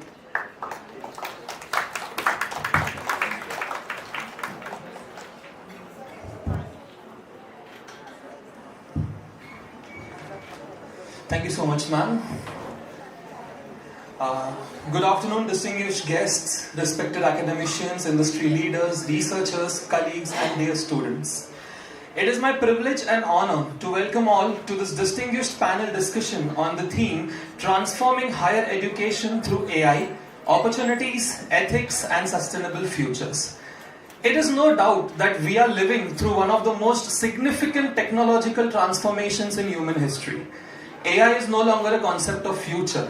It has already reshaping how we learn, teach, conduct research, innovate, govern institutions, and prepare the next generation of global citizens.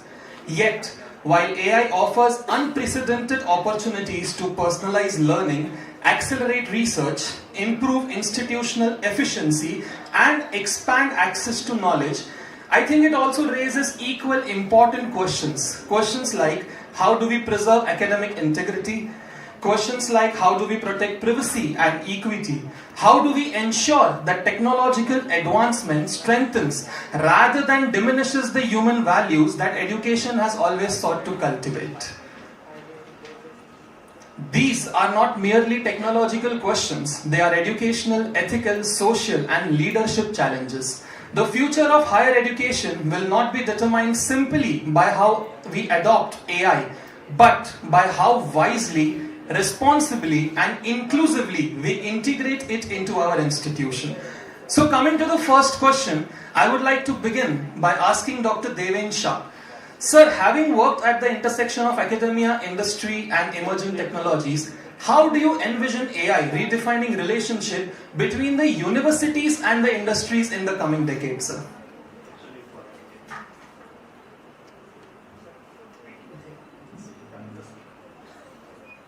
Thanks for asking such beautiful questions. Sorry. Yeah. From, I started my career in 90s. The all skill councils today, they always criticize and abuse Indian academic. They says that your students are not employable. You are not teaching as per the industry requirements. AI has changed this now.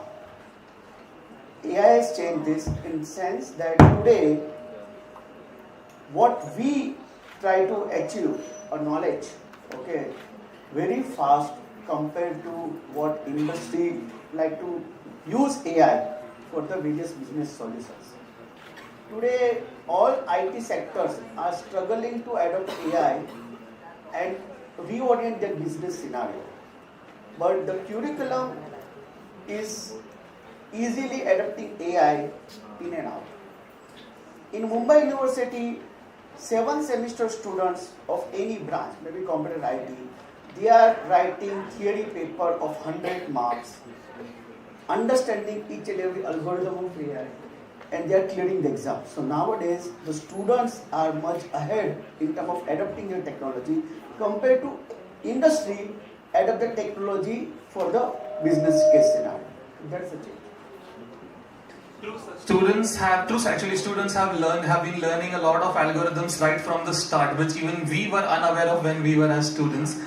My next question I would like to ask Dr. Shinde sir. Sir, innovation has become a defining objective for all the modern universities. And as you see, how can higher education institutions actually cultivate an innovative ecosystem where the AI enhances their creativity and original thinking rather than replacing them, sir?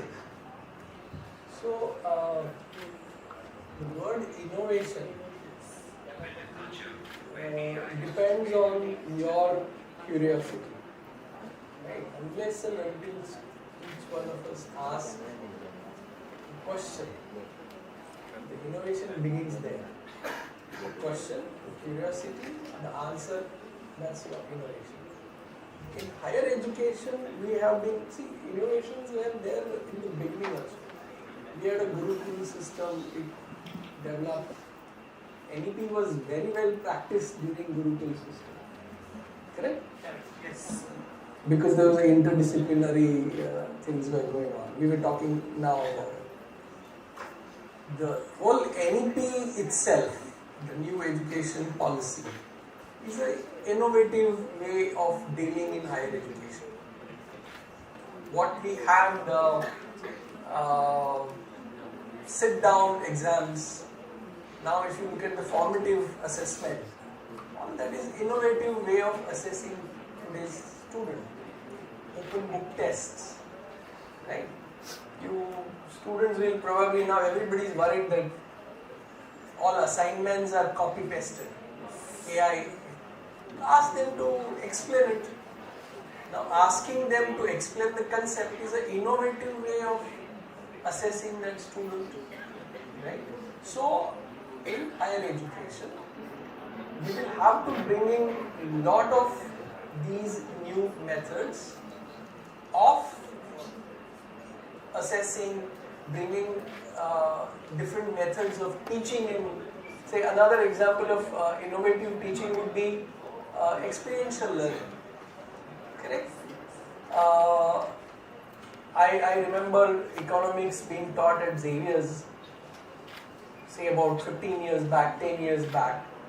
Each student was given a small product and was asked to go to the market, study the product right from its beginning to sell product, the economics of it, come back, analyze the whole thing what you learned.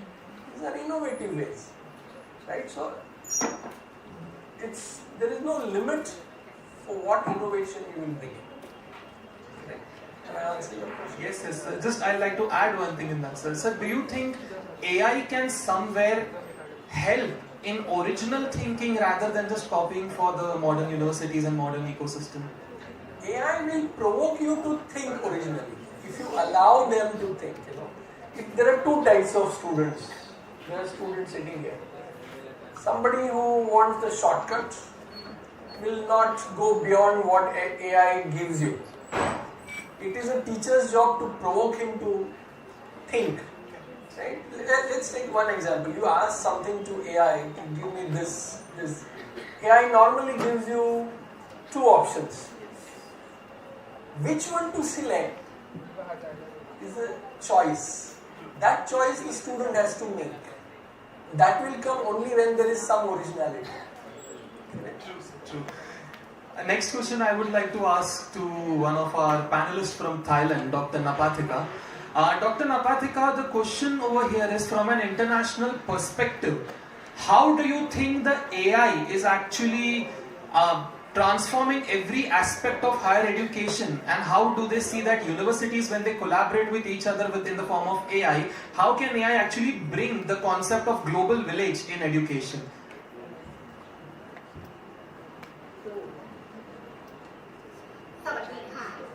Dear ladies and gentlemen, participants, let me introduce myself. My name is Dr. Napathika Pitiler-Sirikun, represent Society from Rajapat Institute. I choose question number 2. University leader can support faculty in use AI, confidence and efficiency tool for key action. Number 1, establish temperance ethical framework and taxation guideline, emphasizing encouragement over policy. Number 2, organize hands-on skill building workshop and peer learning community among educators. Number 3, shift assessment to focus on critical thinking, process-based evaluation. And number 4, provide secure AI tool and launch approximate teaching spaces. Question number 7. In the AI era, university must utilize technology and enable saving tool while keeping humans and the art of learning. AI can handle data management and personal listen, allowing instructors to shift tarot toward coaching and teaching. Ethical analysis. Education will focus on developing irreplaceable human skills such as creativity, empathy, and collaboration, ensuring that technology enhance human potential rather than replace without a humanity. Thank you very much for your attention. ขอบคุณค่ะ ขอบคุณครับ ma'am. So technically, as to put it in simple words, ma'am was talking about how the universities can collaborate the teaching assessments, as sir exactly said, how teaching assessments can change. Two things that I would like to take from ma'am's word, that is the collaboration, and the second, ma'am used how every aspect of a university is now becoming AI enabled. So leading to my next question to Patil sir. Sir, coming from an AI enabled college and being a director of an AI enabled college, sir, what do you think are the values, the principles, do you believe, that should always remain at the heart of transformation for every college and university? To begin with, first of all, the AI ethics should be followed. So one needs to understand the reality, and again the other thing is about the artificial things, what AI is doing nowadays. And AI is not just, it is generating the things, okay. So it is one transformation which as an education institute or we as an educator or innovators, we should always give the message that how to articulate AI in your day-to-day life at the workplace. AI is coming out with the transformation of increasing the productivity. It is like the assistant, it is not the replacement. So we have to understand by calibrating our own skills as an individual and how I am applying AI and how I am allowing AI again to for my individual growth as well as for the growth of the other, whatever the workplace, wherever you are working. So that is what the thought we should transform at the education or institute level. So thank you so much. As you truly said, AI can become an assistant for all of us rather than replacing us. That leads me to a question that I would like to ask our second online panelist from Thailand, Dr. Changsopol. I would like to ask Dr. Changsopol, as AI continues to transform and AI needs to become an assistant to the educators as well as the universities and the modern ecosystem, how should universities prepare students to use AI responsibly and ethically is my question. Namaste. Greeting distinguished delegate and global colleague. I'm Dr. Internation Sopon, Deputy Dean of the International College in Bangkok. Approaching our discussion today from a background in political science, international relations, and public policy. I view artificial intelligence not merely as a technological tool, but as a profound structural force that is active in shaping global governance and power dynamics. It is an absolute honor to address this panel. As we look at the globalization of higher education, let us begin with the critical question of how AI is facilitating collaboration among universities, and the hidden challenge we must confront in this process. In the realm of international relations, artificial intelligence is the infrastructure that allows us to establish borderless academic diplomacy. AI dismantles language barrier and process massive datasets, enabling real-time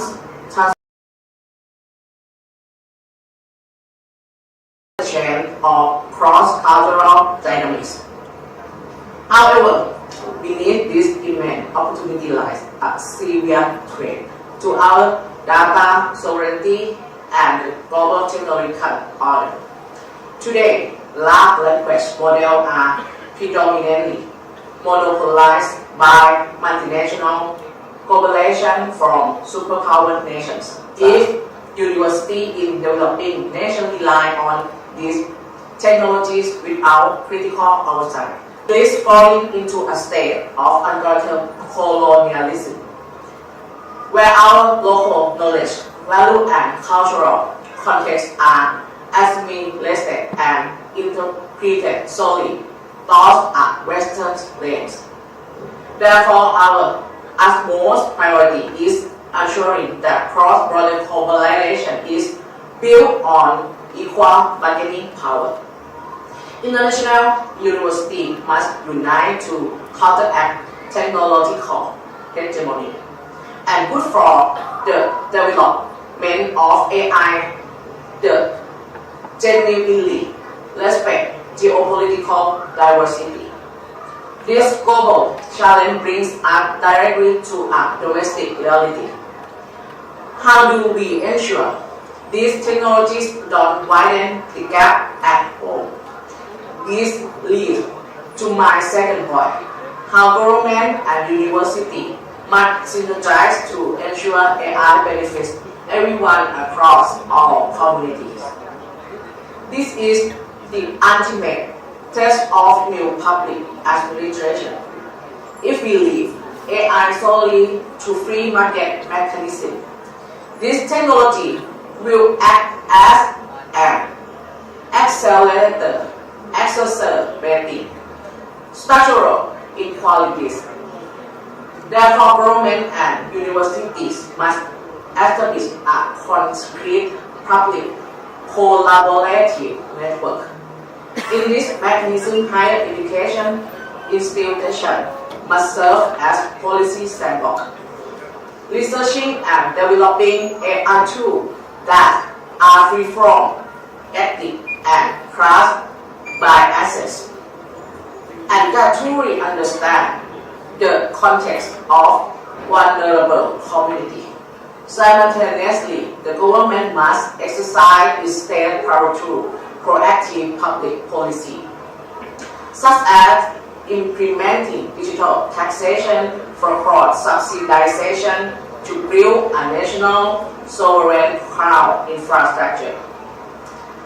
The ultimate goal of this synergy is to transform as one AI from a profit-driven, monopolized private group into a highly accessible public good, equitably available to all citizens without exclusion. Integrating state policy with academic innovation is the only way to guarantee that we leave no. Okay, so thank you so much, Dr. Changsupol. And one word that I would actually like to take from Dr. Changsupol is the word collaboration. Whether it is between universities, whether it is between government and universities, whether it is cross-cultural collaboration, actually Dr. Changsupol focused a lot on how collaboration should take place with the help of AI. So coming to Dr. Shah sir. Sir, when we talk about collaborations, when we talk about AI, there is one more very, I would say, an aspect which we all would like to explore. That is the faculty development. Sir, according to you, how can these collaborations and artificial intelligence actually contribute to the faculty development as well? Because students being one part of it, one stakeholders of the universities, faculties are the second stakeholders of the universities. So how do you think AI and collaboration can actually help them? So in one word, AI resilience. AI resilience. We all are faculty in 1990s era. That time presentation was, PPT was not there. So when we started adopting a smart classroom, at that time as a faculty, we feel, alright, what students will see, whether I am not able to use, I am not able to remember, that is the reason I have put all my points in the PPT. Right? That was our thought process. Now we are, without PPT we are not able to take the lecture. Similarly, PPT is like AI now. Okay, that is the first concept. Yeah. Now, what is happening? We being autonomous college, everybody is autonomous college. We designed this curriculum with a set of books. Right? Our faculty, a traditional faculty, will use that book's concept and go in the class. And the students have access to a LLM model where for the same concept, the entire LLM model has been trained from thousands of books. So there's a huge gap. So when I say AI resilience, faculty and students both have to take inputs from the LLM, faculty in the form of a course file. Let the course file generate through LLM what I am supposed to teach in the class. Students will consume the content as it is from the LLM, and we have to make sure the faculty will augment that content and then go into the class. That way faculty will enhance their knowledge. Second thing, about the research. We have seen a lot of research paper. When we go for a literature survey, we see a lot of research paper. We always have something in mind. This person is writing something on the research paper. Can I able to talk to that person and understand why he has written? Now, same thing I can do with AI. I can ask AI to create a persona like the person which I am referring the paper, and then you can have a communicate with that persona. That is possible. That is possible. So even the faculty and the students can create, if we want to understand the concept, thought process behind the research paper, then faculty and students behave like a connecting with that particular person as a persona and can have a debate. That is things, right? So faculty development program, the way they have adopted the PPT, they will adopt the AI. And the last thing, as a principal, what we are supposed to do, we have to make sure that every faculty has to set the question paper using AI, using all the parameters, but then faculty has to write justification and validation for everything, why they have written such prompt, what is the meaning of that prompt, which parameter, because you can't write simple, generate the question paper. That is not possible. So faculty has to give a justification and validation of making that prompt to the AI. And that prompt has to be evaluated by IQSC. Okay, this prompt is correct. Thank you. Amazing point actually. And sir, in your answer, you actually gave us an entire structure of what we need to follow, how we need to prepare. As a faculty. As a faculty, how we need to follow it in our question papers and how even IQAC needs to follow up with us, etc. Shinde sir, one question for you, sir. Looking at the global trends in higher education, what lessons should universities in Asia learn from one another to build AI-driven institutions that remain sustainable, inclusive, and academically excellent, sir? I think the collaboration is what people are talking about. We need to have collaboration within Asia. If I'm not mistaken, there are a lot of collaboration happening between Singapore University and IITs, right? So those kinds of innovative kind of things, collaborations, linkages between these universities can help bring AI very well. Now, just part of this also, I think few years back, the AI came in to the picture around 2022. I attended a conference in 2019 January. Deloitte had organized it in Hyderabad, and the theme was the future of job. Okay. I came back. I got fascinated by the show Deloitte did there. We had a virtual person coming and standing in front of us. First time I learned AI. I'm not an AI person, I'm not a technical person. But I decided to bring it in Xavier's. I started talking about it. My management didn't take it seriously. 2020-22. But what I've done is, I got hold of someone who knows AI tools. I realized that if the faculty learns the AI tools, right, they can practice it. They can learn better. Most of us learn many things just like this. I learned typing, 2 fingers, then computers came in, we learned DOS, we learned Lotus, we learned...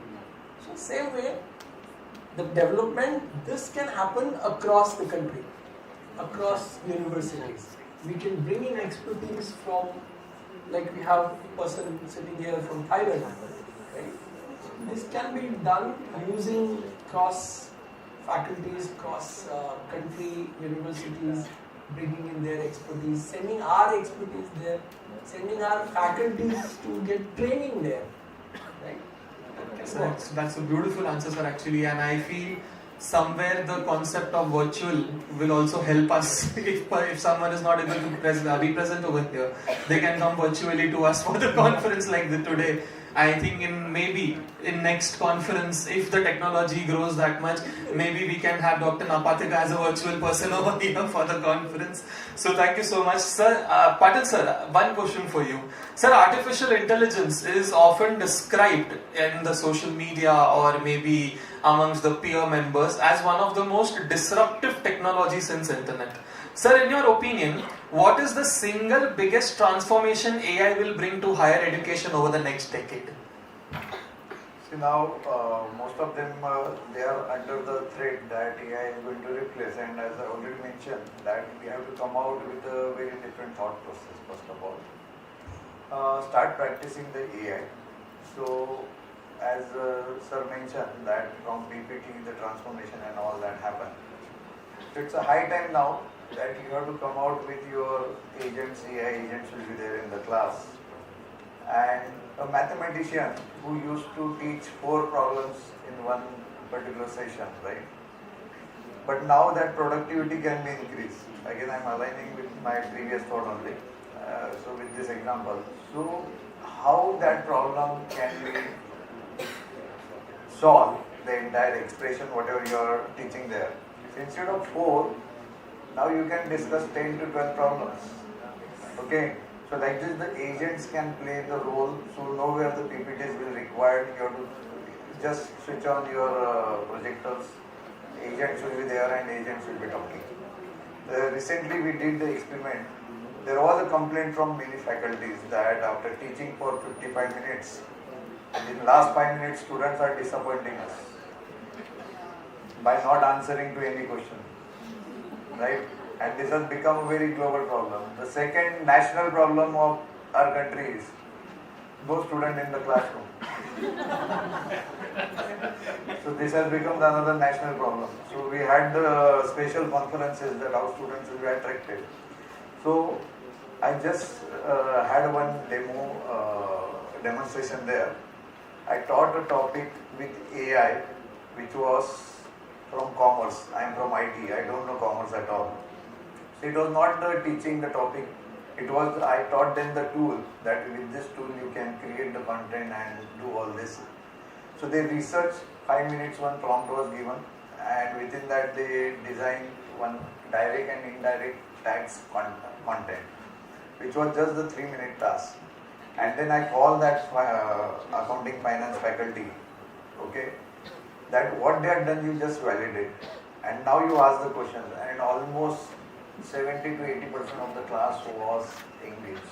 So we have to change the methods. We have to innovate the teaching methods. It is not the blackboard or whiteboard or smart boards. Nowhere the smart boards are required now. Okay, no worries. Almost some institute has already made the investment in smart boards.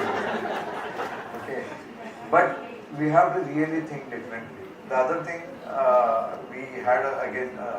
Recently with some researchers, I was there with NCAC also, and when I just demonstrated, you give me random topic, and in 15 minutes I created a thesis. I said 187 pages, you want 187 pages with expressions, everything. 187 pages thesis was designed.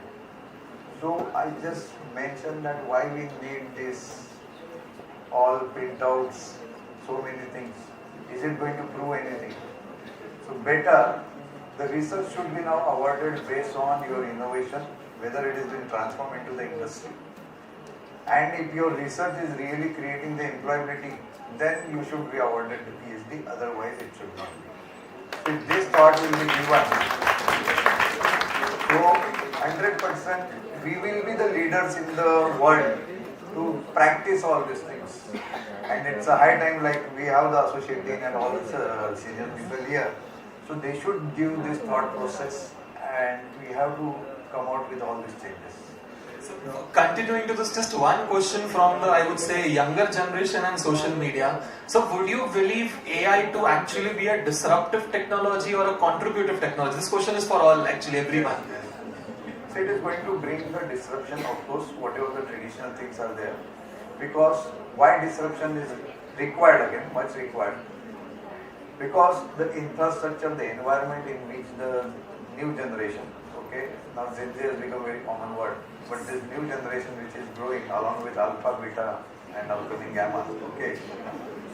So for them it is by default, okay, and don't know beyond our imagination they will be living in the other world. So if we are growing in a very orthodox way, so it is not going to serve the purpose, and it's a high time that disruption is there. For us it will be disruption, for them it won't be the disruption. It will be the natural thing.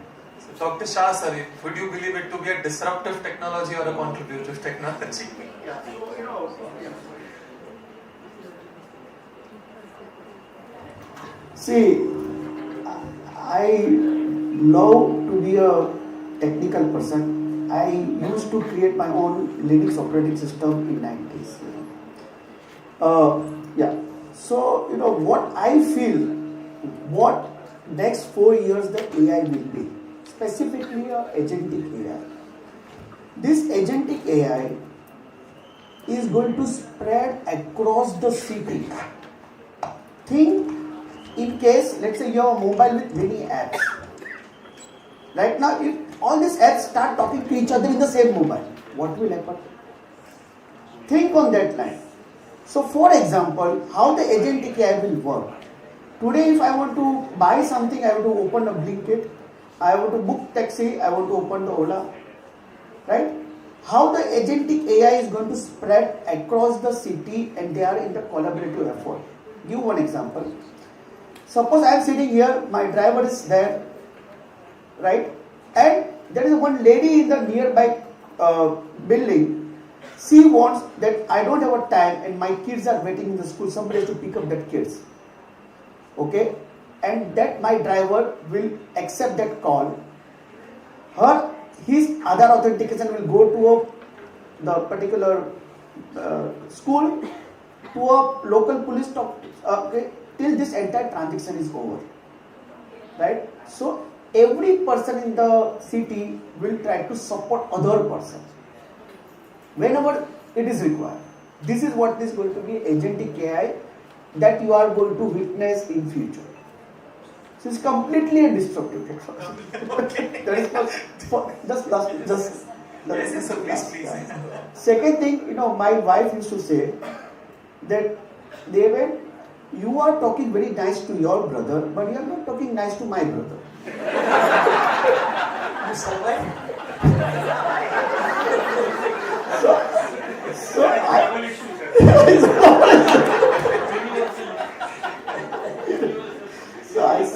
So I say, see, dear, we have many type of prani. So it's a Hindi, you know, prani. Like we have a cobra, we have a rabbit, we have a tiger, we have a this thing. So I have my different version to different people. Same thing can happen with AI. Because as soon as you start using AI very rigorously, like, you know, they start taking your history, they started creating various persona, your habit, your this. So another 4 years down the line, you actually control your persona, and you say, okay, when such WhatsApp come by XYZ, you have to behave like this. This comes, you have to behave like this, and you are just off. This is the way AI is going to handle us, you know. That's Beautiful explanation, sir, and I think everyone related to the global issue more over here. Shinde sir, your contributive or disruptive? I'm a little optimistic. I would say yes, it is disruptive because it is so many young people, so many people have lost their jobs. Okay? So in that sense, it's disruptive. But it is also contributing. It has contributed, it has brought new opportunities. Correct? So many, he used the example of his family.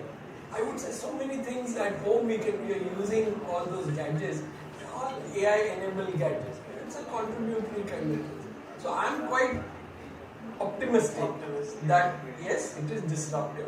But at the same time, it is also, contributing, creating more opportunities, creating more, maybe different, but jobs are coming up, and we all will have to adapt to that. Amazing, sir. And before concluding today's panel discussion, all the national issues and global issues that we've been facing, one last question to all of you actually. Sir, if you could recommend one bold reform that every college or every university needs to make in the next 5 years when talking about AI, when talking about maybe the disruptive or the collaborative aspect of AI. But one recommendation as a college and university they need to make. A question for everyone.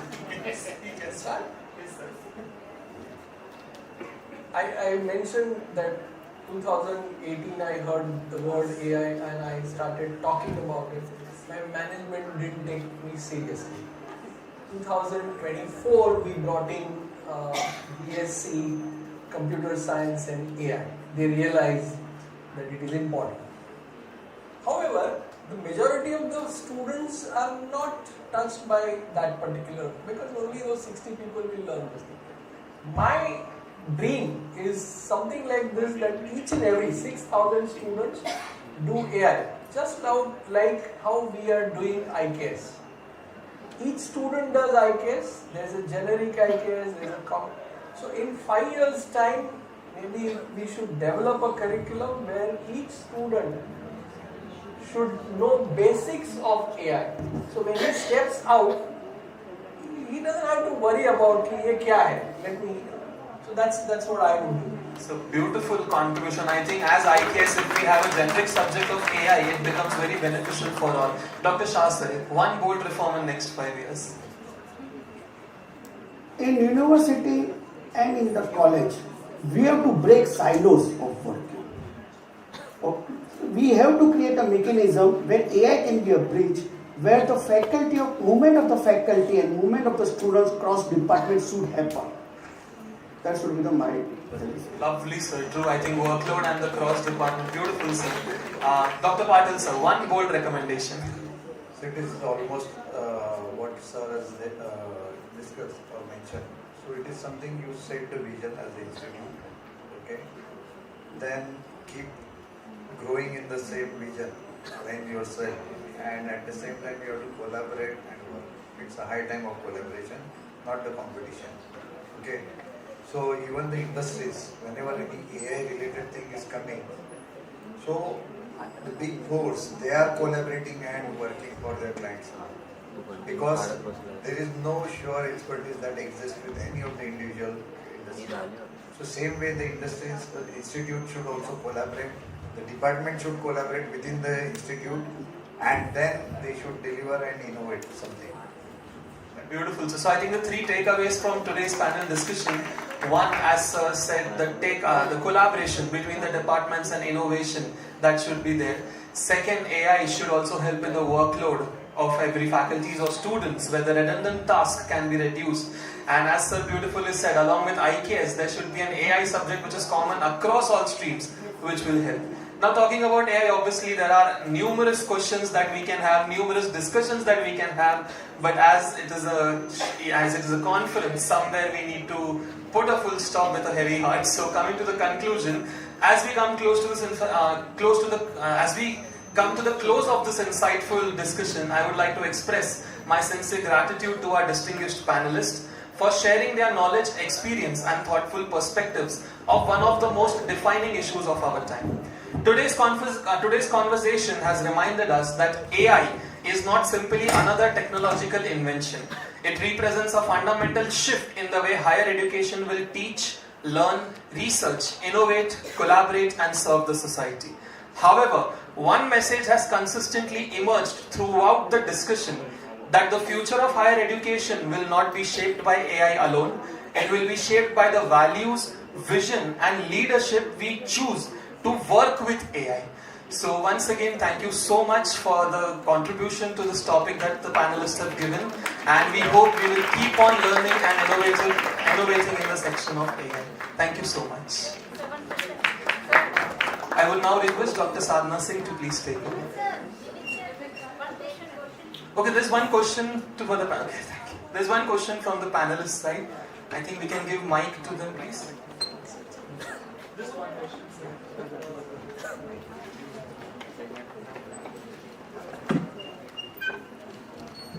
Hello, Namaste sir. Thank you so much for the vision you have given us. I have one concern. Students nowadays, they are just depending fully on AI. Whatever project we give them, CEP, FP or whatever. So they are just not using their brain So, sir, how to make it? Because in CSIT students, they use this programming, put the code, get the code from AI, and then they work out. When we used to work on code, we used to find out the fault, error finding. Nowadays, they just put the program again, and then they ask AI to get the error. And they are getting everything ready-made. So, how to make them actually use their brain and use AI? Any ethical or any suggestion can you give to them? So that I can pass it to my students in my college. Well, I think teachers need to be little innovative. Okay, we know that they are copying. It's assumed, right? Any assignment coming to you. So instead of giving a very simple kind of assignment, give them such an assignment where they need to think. They need to, maybe I think sir or somebody said, ask them why the prompt is given. Why such a prompt? The question paper setting, I think.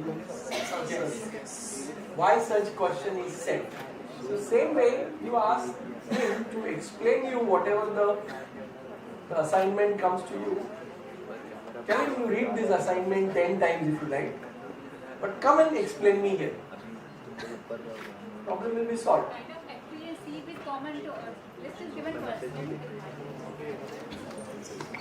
Yeah.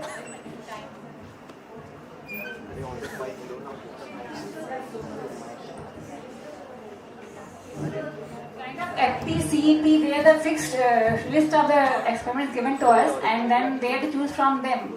And the way you said that you have to, teachers to learn a prompt to get the papers. The same way student give the prompt to the AI and get the answers. So this is happening actually. No, I think, madam, this is wrong context. Okay, the thing is, we are autonomous college. Who set the papers? Papers set by the same teacher who is taught the class. So suppose, are we sure that teachers has completed 100% syllabus? We have a doubt. But if your syllabus is in place, and if teacher asks AI to set the paper based on this, so I'll tell you one important aspect. How this AI come into market. AI model has been trained by huge text. So if AI model has been trained by huge literature text or all the text, and if you are happy by composing your email through AI, same AI model also can be trained for the huge code GitHub. Agreed? Who stops that? It can be trained using GitHub also, where thousands of codes or millions of lines are available. So if the model has been trained by a code, so white code is a phenomenon. We have to accept this. You can't say that one LLM model which is trained through English literature, you accept, but then the same model is trained for you don't accept. That's not correct. That's the first thing. Second thing, I'll tell you one very good insight into how a teacher plays an important role with a good case study. See, one student came with a chartboard by LLM model. That's, ma'am, I have created a chartboard, sir, I have created a chartboard. Chartboard through LLM. Right? And so what chatbot does? It creates a user engagement with the website, right? So that you can create a more business opportunity. So I say, dear, this is your innovation, because LLM background is just a 5-10 minutes job. Say yes. Now I'll give you input. Your Paytm account, and you want to close your account. Can you close the account of Paytm? Because Paytm, when you try to close the account, they ask you a lot of result in their chatbots. And it's FAQ based result. You are not supposed to close the account. Yeah, they are not allowing you to close the account because they say for this reason we have this solution. Right? Everybody's experience. So Paytm chatbot doesn't use LLM because they want to protect the business interest. So I ask students, okay, if you are asking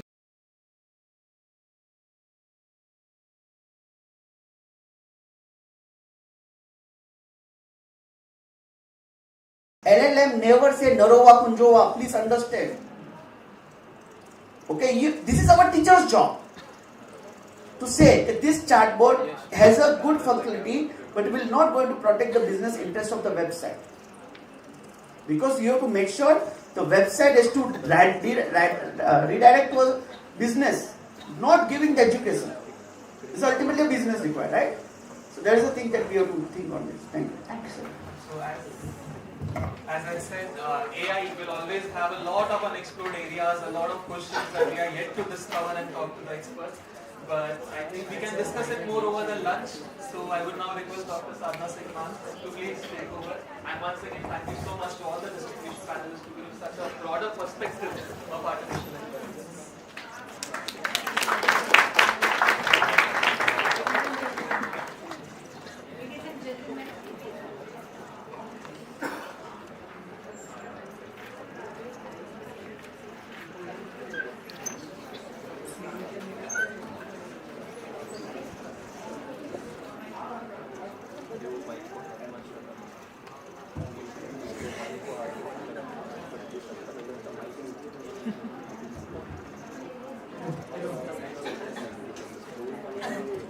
Ladies and gentlemen, what an enriching and thought-provoking discussion and deliberations it has been. On behalf of everyone present, I extend our sincere gratitude to our moderator, Mr. Nimit Sachdev, and distinguished panelists for sharing their invaluable insights and perspectives. Their deliberations have truly deepened our understandings of the transformative role of AI and technology in shaping the future of higher education. Moving ahead, it is now time to express our heartfelt gratitude to everyone who has contributed to making this conference a grand success. I have the honor of inviting our respected Vice Principal, Mrs. Shamita Sharma Ki Madam, to propose the vote of thanks. Madam, may I request you to address the gathering, please? Thank you.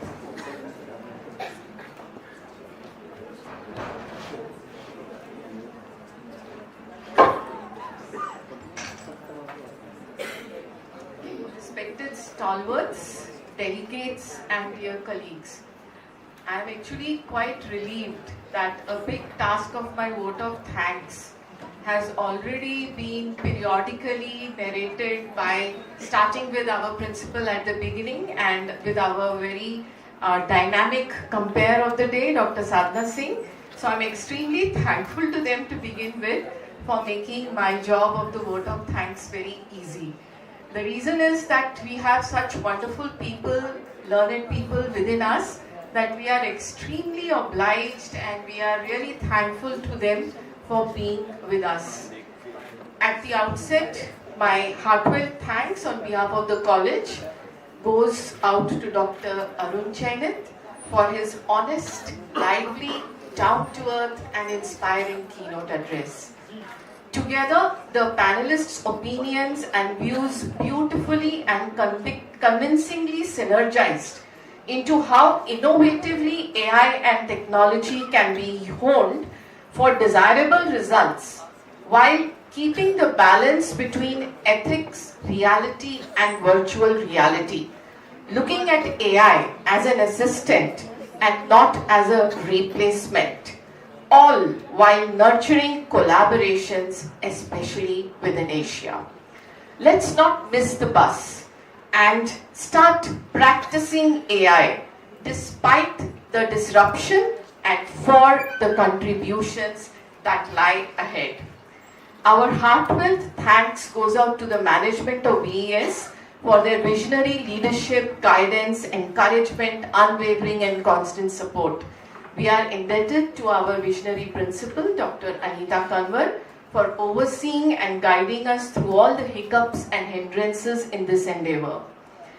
Our vice principal, Dr. Ritika Makijani, also the convener of this conference, and if I might say, the SPOC, which I learned recently, single point of contact for the conference, which she has acted as beautifully, along with co-convener Dr. Varsha Ganatra. They have done a remarkable job in coordination and immaculate detailing of the event flow of the inaugural program. They have together been the prime movers in initiating and overseeing the entire conduct and organization of this session as also the conference. We have seen the synergy to their tremendous efforts taking shape via our energetic, enthusiastic and engageful and insightful host, Dr. Sadhna Singh, right behind me always. A special thanks to Dr. Snehal Lobhan for making this international collaboration possible through a liaison. The smooth execution and success of the workshop could not have been possible without the relentless efforts of the hardworking and dedicated teams of teaching and administrative staff for registration, logistics, technical support, hall management, hospitality. I could actually go on. And if I start taking the names, because everyone has done their part so well, then we would never get to lunch. So,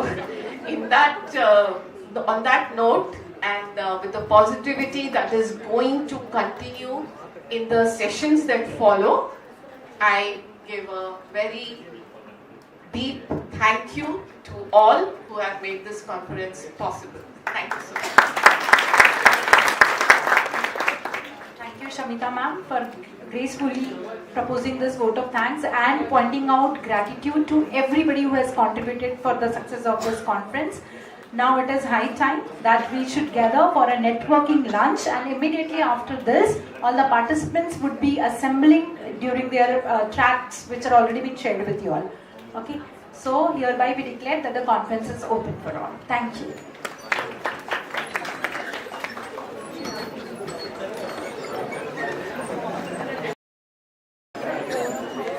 Aryan phone निकाल के देना।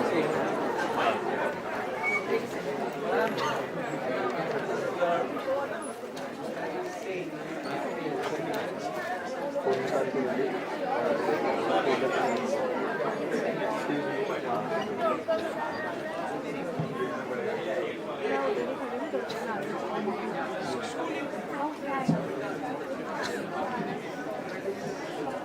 ये अपने आप जाएगा power saving पे, इसको transition पे डाल किया सब बंद हो गया।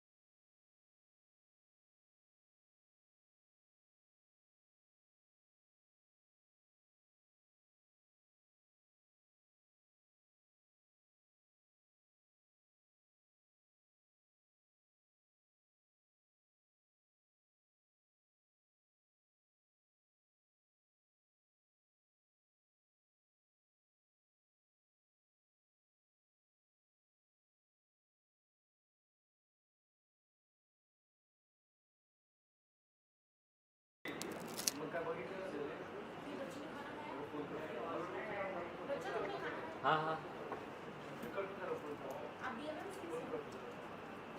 MEPR हाँ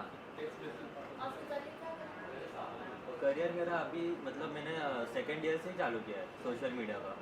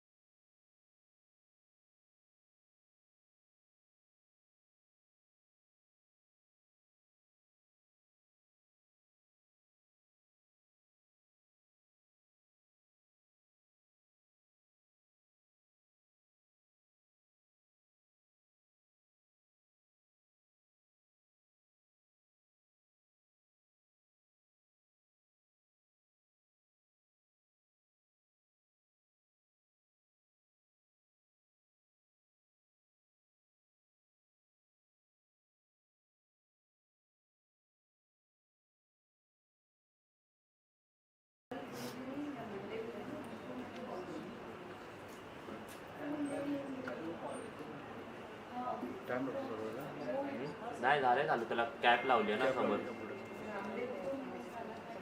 तू बॅटरी कसा चालू मध्ये काढतो काय? काय बॅटरी कशी काढतो? चार्जिंगला लावलं आहे ना कंटिन्यू.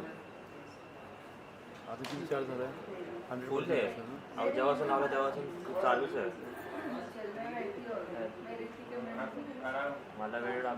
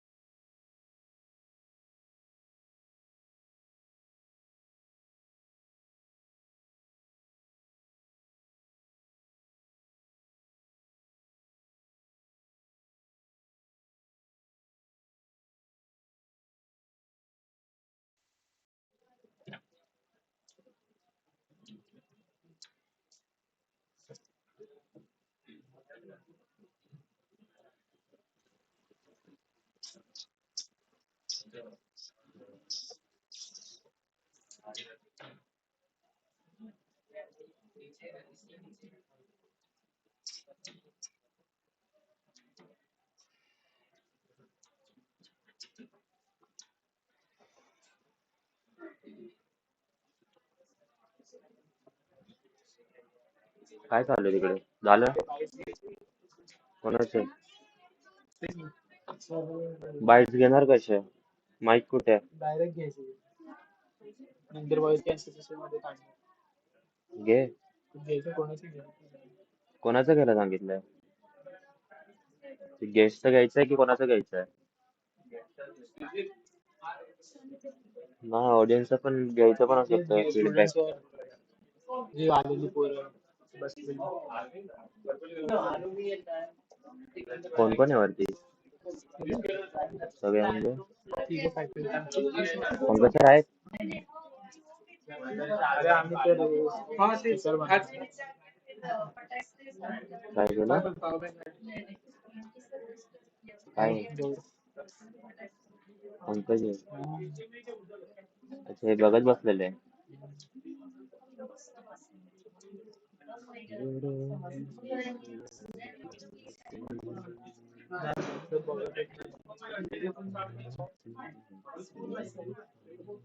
एक काम कर ना मला कॉल कर ना मी वरती जाऊन येतो बिडाल्यामध्ये तिकडे बसावं लागणार.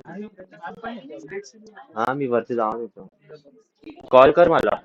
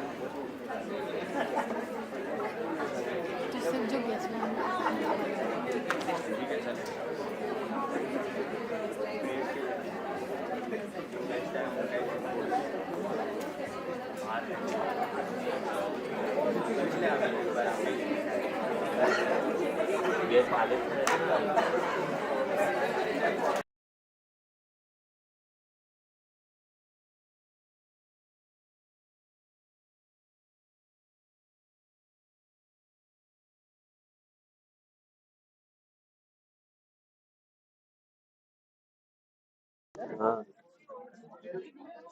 तुला असं दिलंय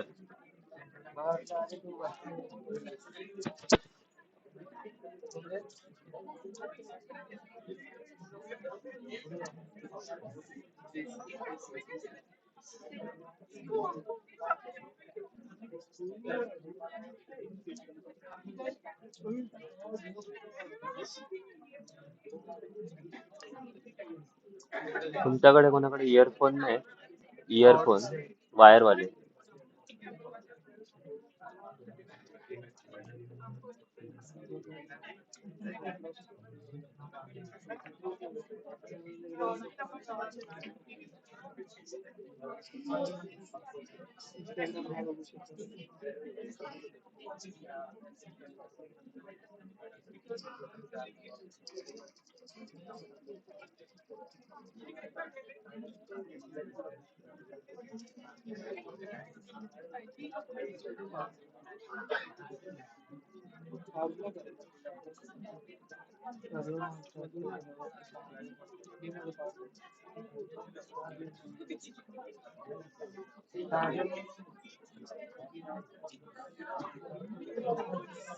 कुठे गेले आहे मला पोझिशन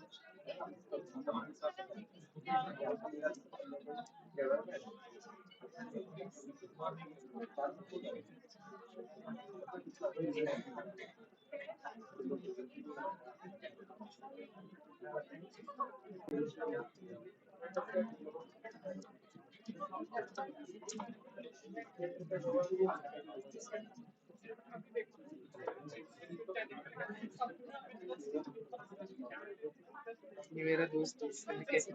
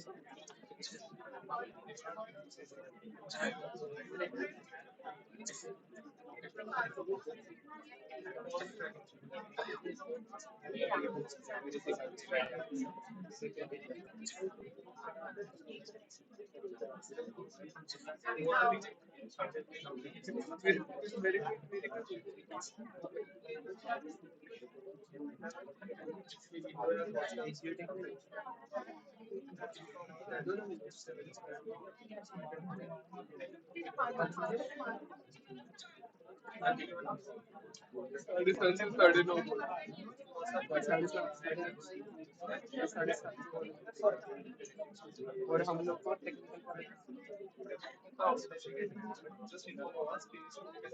मिल जाएंगे इसके पास जो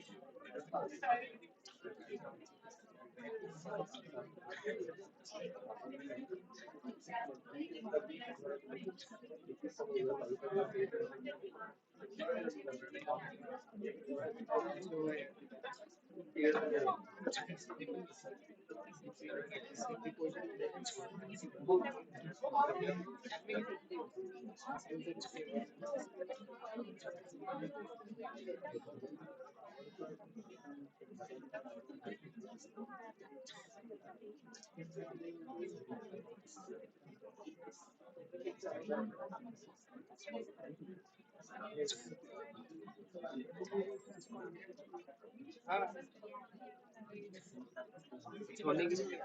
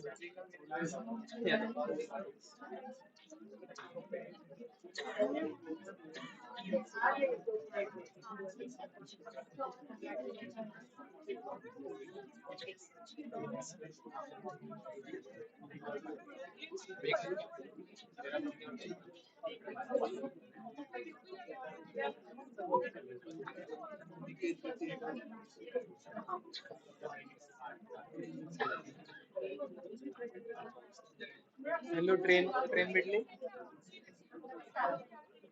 पुढे कसं का हॅलो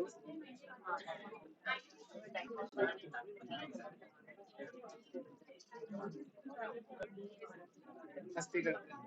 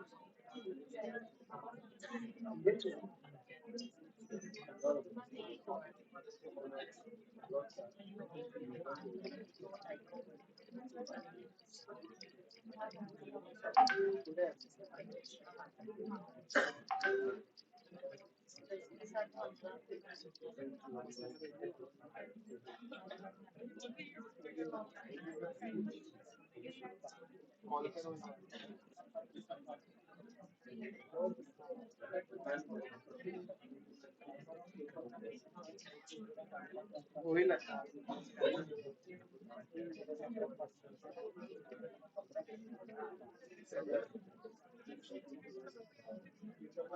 नाही माझा फोन वर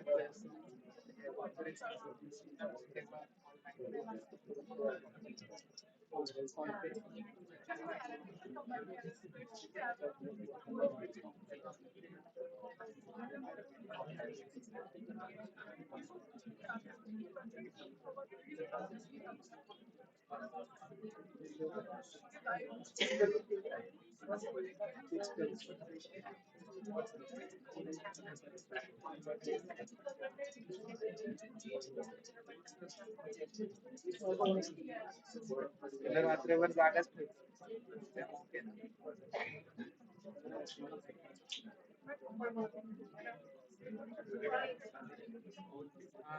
तू डान्स कर मी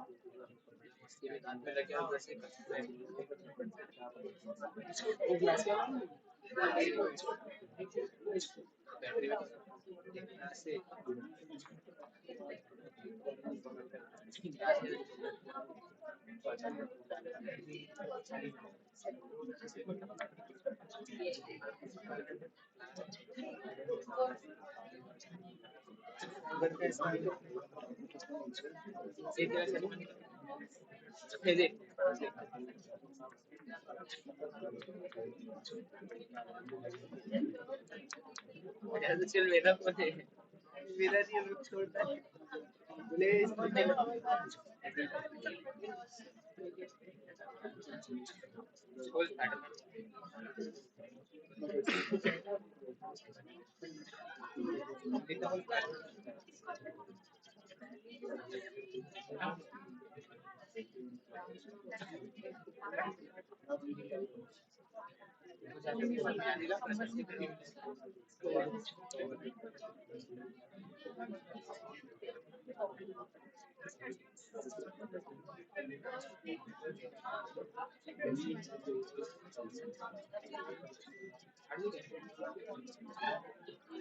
We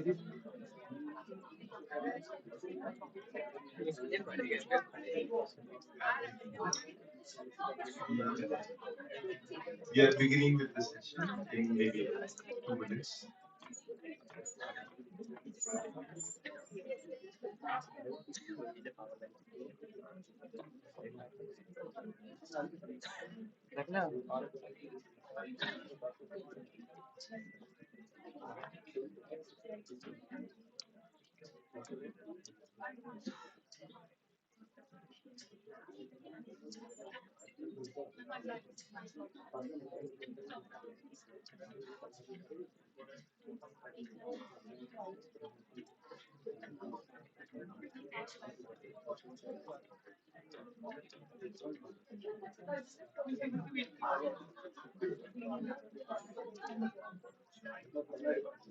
झाले बाईट्स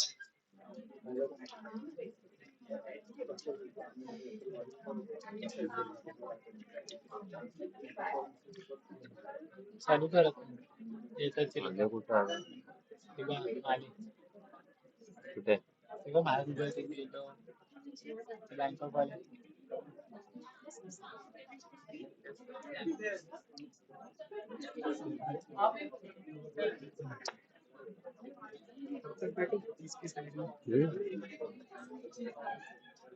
तुमची तेवढी झोप आल्या नाही तर रात्री 4-5 वाजता झोपलोय उद्या पण यायचं लवकर. कशाला आम्हाला उद्या काय आम्हाला आहे का उद्या काहीतरी आम्हाला सेम टेस्ट करायची फोटो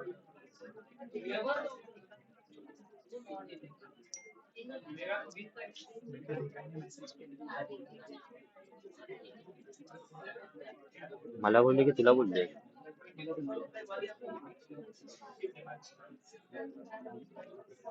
तुला बोलले वाटतं मला तर नाही म्हणते मॅम टाईप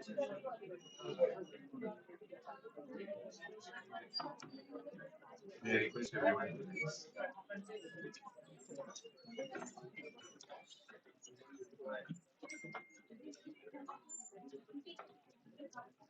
पाठी राईटला फिरवणार आहे.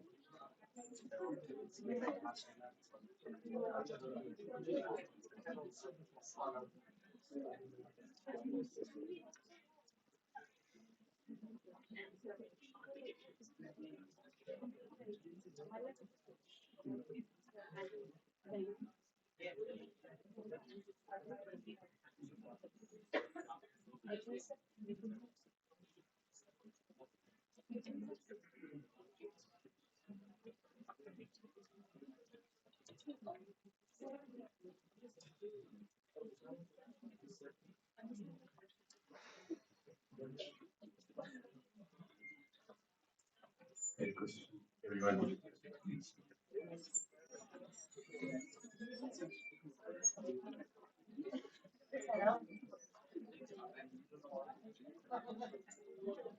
Namaste, one and all. Respected Chief Guest, Dr. Sopon, Dr. Arun Chinnan sir, Principal Dr. Anita Tanwar Madam, Vice Principal Professor Dr. Ritika Makhijani Madam, Vice Principal Mrs. Samita Sharma Madam, esteemed delegates, faculty members, researchers, academicians, participants, and my dear students. A very warm welcome to the valedictory session of the Multidisciplinary International Conference on Transforming Higher Education through AI and Technology for Sustainable Development. I am Dr. Sachin Bhandarkar, Assistant Professor from Department of Commerce, and it is my privilege and honor to be your host for the valedictory session. As the renowned educationist Nelson Mandela rightly said, education is the most powerful weapon which you can use to change the world. Today, as we embrace artificial intelligence and emerging technologies, this thought becomes even more relevant. Technology is transforming not only the way we teach and learn, but also the way we innovate, collaborate, and contribute for sustainable development. Over a number of varied sessions during today's conference, we had witnessed enriching keynote address, insightful paper presentations, and meaningful panel discussion. The conference has truly provided a platform for engaging ideas on how AI and emerging technologies can transform higher education while keeping in mind the balance of sustainable development. Today's valedictory session marks the formal conclusion of this academic gathering. It is an occasion to reflect on our achievements, acknowledge the efforts of everyone who has contributed, and look ahead to future collaborations inspired by the knowledge shared during this conference. Every successful academic gathering leaves behind not only memories but also inspiration that guide future generations. Now it is my proud privilege to introduce our chief guest, Dr. Sopon, who may be joining us online. His distinguished achievements and invaluable contributions continue to inspire the academic community. May I request everyone to join in extending a warm welcome to Sir with a huge round of applause. Now may I request Dr. Snehal Uban to formally welcome or introduce Dr. Sopon. Good afternoon, everyone.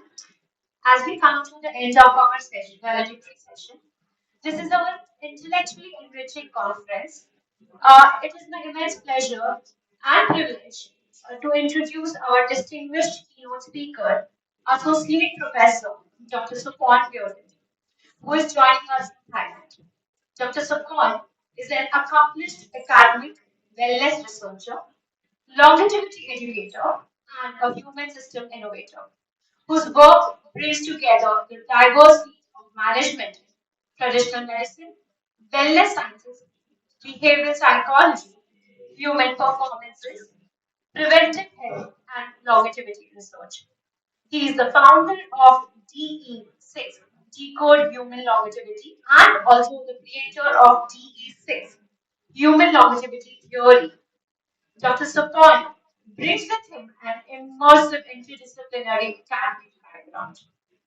He holds a PhD in Business Administration and Management from USA, a Master of Management in International and Business Management, MBA in Business Management, Bachelor's of Law and from Yale University, and Bachelor's of Science in Chemistry studies from Netherlands. His academic journey is further distinguished by international education at two global research institutions.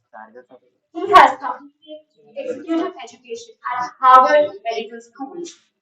He has also undertaken academic study in psychology at Yale University, covering areas including human behavior, cognitive psychology, emotional resilience, motivation, and personality science. This contribution has received significant international acknowledgement and recognitions. He has been invited as an honorary speaker at the Singapore International Conference held at the National University of Singapore and received Academic Excellence Award. Sir has also been honored at the International Pacific Professional Excellence Award in 2025, Best Traditional Medicine Leader of the Year. His other recognitions include Best Research Paper Presentations and Official Research Presentation Awards at various ceremonies. Sir has also been granted a design patent by the Department of Intellectual Property, Ministry of Commerce, Thailand, reflecting his contribution of innovation and product development. Dr. Sapon is not only an academician but also a researcher, also into an influential public educator with more than 1.2 million followers on TikTok and over 7.7 million likes, along with significant following on Instagram that he used as a platform to promote public awareness about longevity and preventive wellness and other areas of his expertise. His academic leadership is further reflected in his position as an associate professor in management science and his teaching roles at Rajasthan Rajbhat University and Raja Park Institute in Bangkok, Thailand. As we conclude this conference, this presence is particularly meaningful. The discussion and deliberations of the past sessions have explored the new ideas, emerging possibilities, and the transformative role of knowledge and innovation.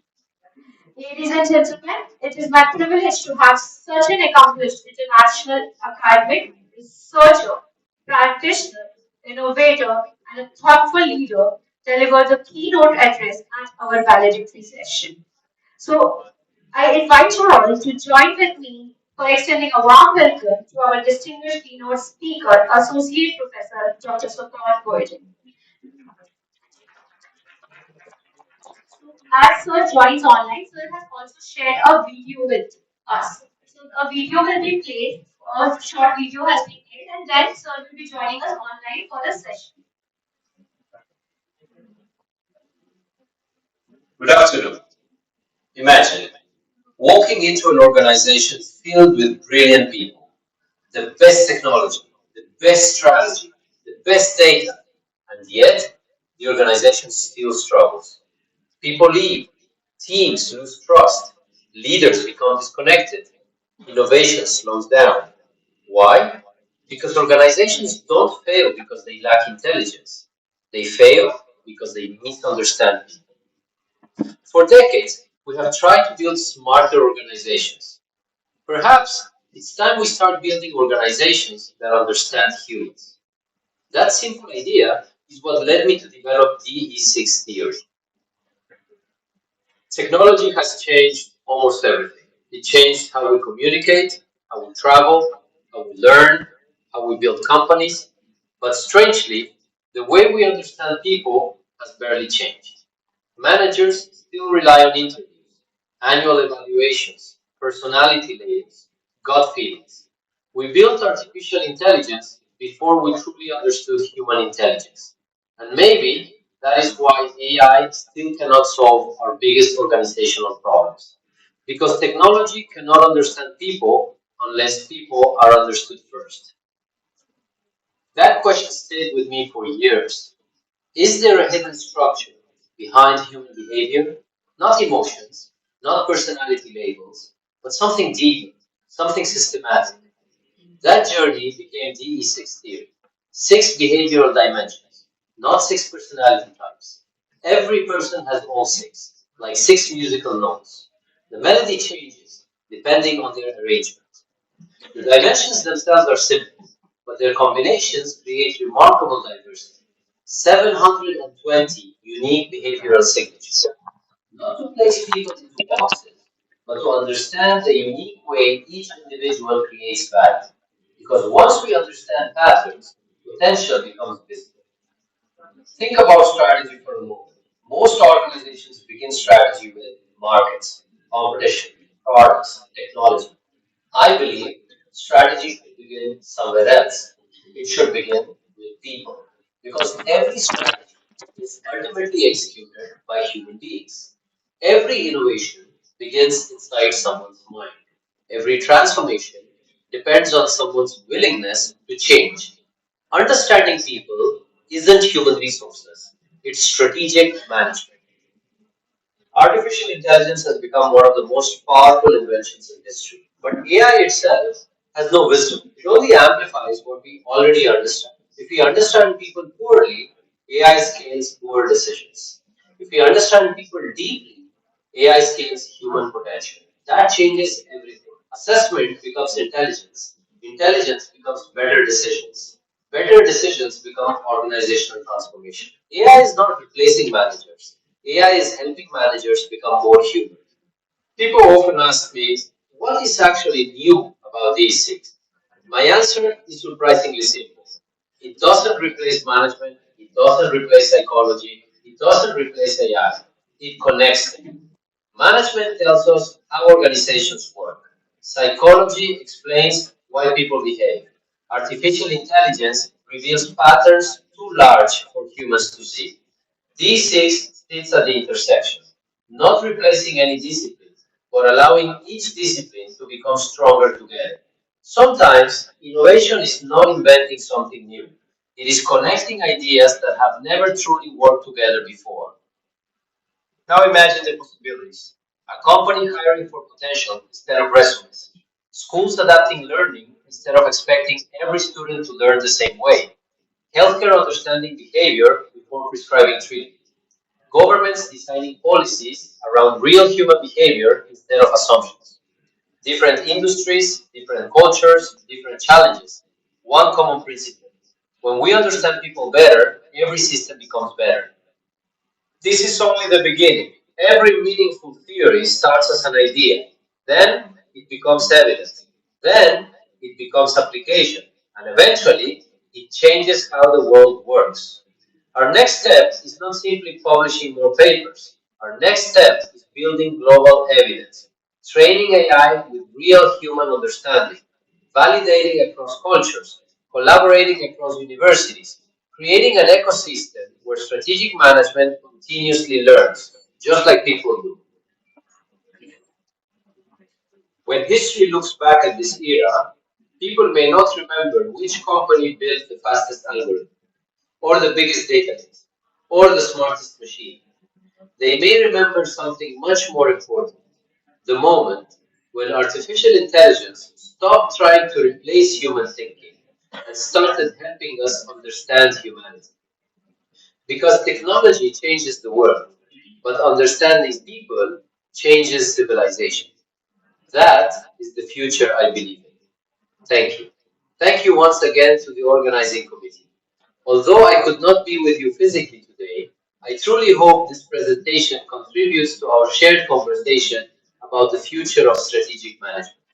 I look forward to meeting many of you online during the valedictory session. Thank you very much.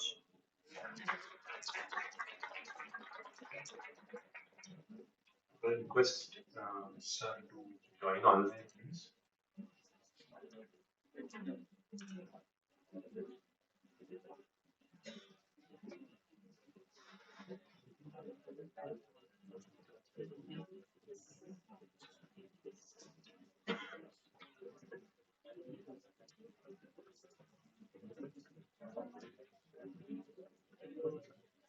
On behalf of BS College of Arts, Science and Commerce and the entire organizing committee, I welcome Dr. Sopon for the valedictory session.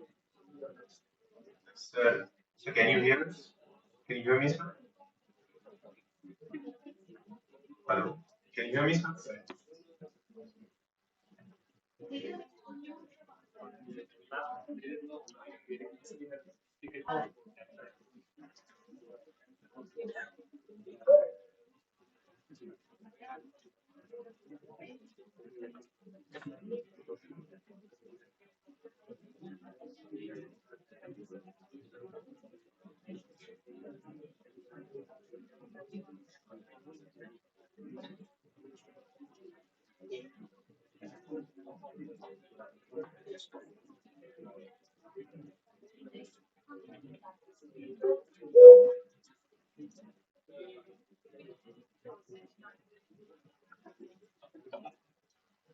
Yeah.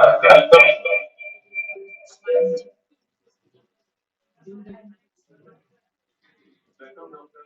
Sopon, sir. Can you hear us? Can you hear me, sir?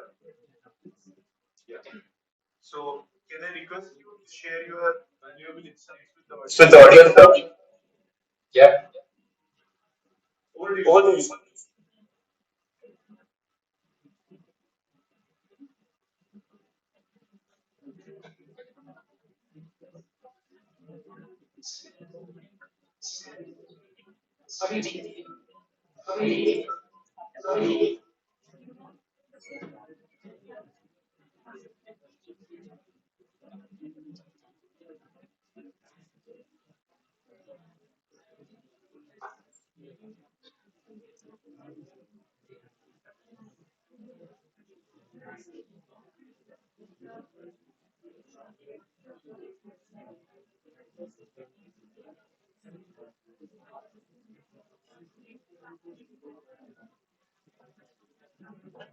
Hello? Hello? Can you hear me? Okay. Yes.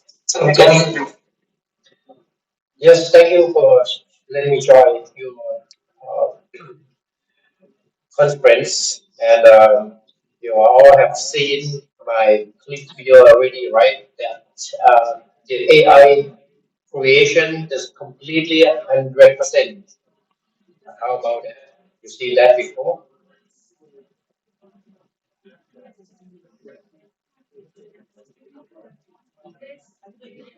Yeah, that's good thing. That's good. Yeah, yeah. So that's how the AI can meet us with the new technology that we never seen before for years. And maybe next year everything will be more changed for with everyone that can help a lot of people can do things just like that.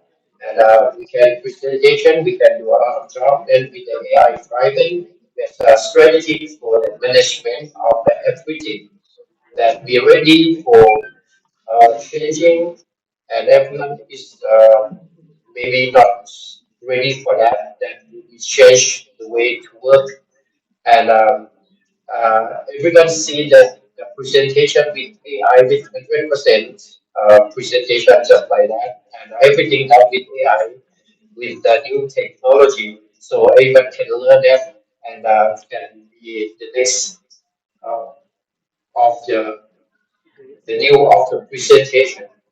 And you know that not just like the ordinary we have been facing before, but I know everyone will be enjoying for my clip that you can make it yourself someday, maybe next week you can learn that. And many of the AI can change people's life with the new the way we can thinking that reduce our production time and make it more exciting of the presentation. Okay, maybe I have to join you physically, maybe next time or this time. I really apologize that not seeing you in person. So enjoy the conference, and thank you for everyone to coming, and thank you for Dr. Arun. He has already there and have the representation of Thailand, researcher and good teacher as well. Thank you very much for joining this conference. So see you next time. Thank you.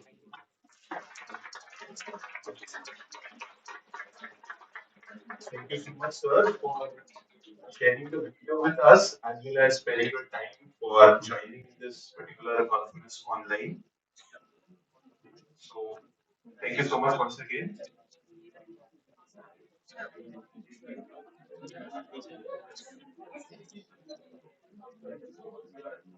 Thank you so much, sir, for sharing the video as well as joining the conference online. Hope to see you physically in the college time. Thank you. Bye.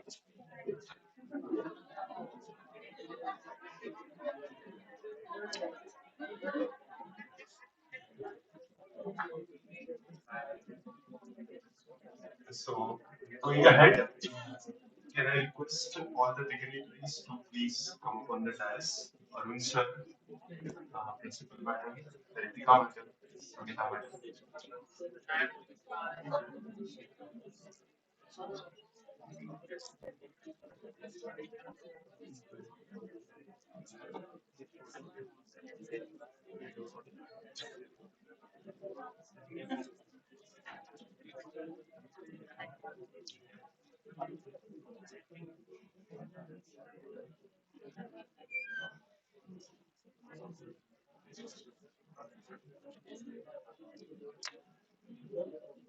Thank you so much. Now, before we proceed, we are very happy to share with you all that we are signing an MOU between our college, BSASC, and Rajapak Institute, Bangkok, Thailand. May I request Principal Madam and Dr. Arun to kindly do the honors and exchange the MOU, please.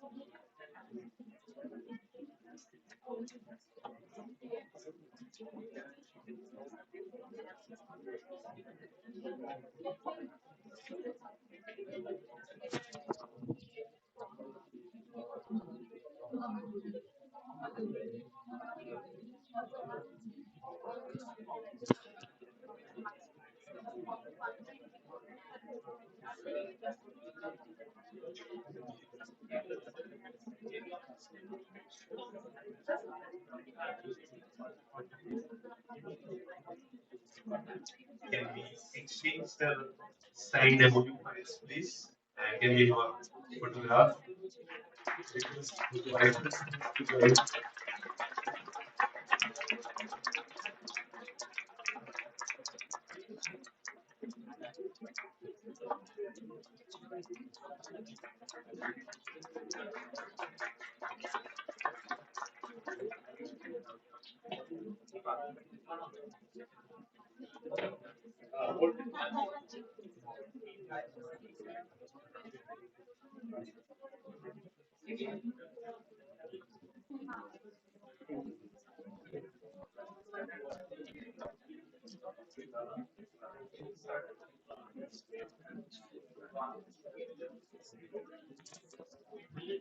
Now, as we conclude,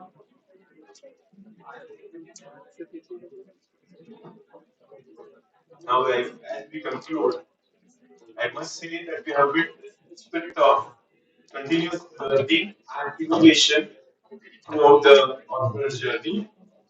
To present a comprehensive overview of the conference proceedings and highlight its major achievements, I request our Vice Principal and convener of the conference, Professor Dr. Ritika Mahijani Madam, to present a brief conference summary. Over to you, madam.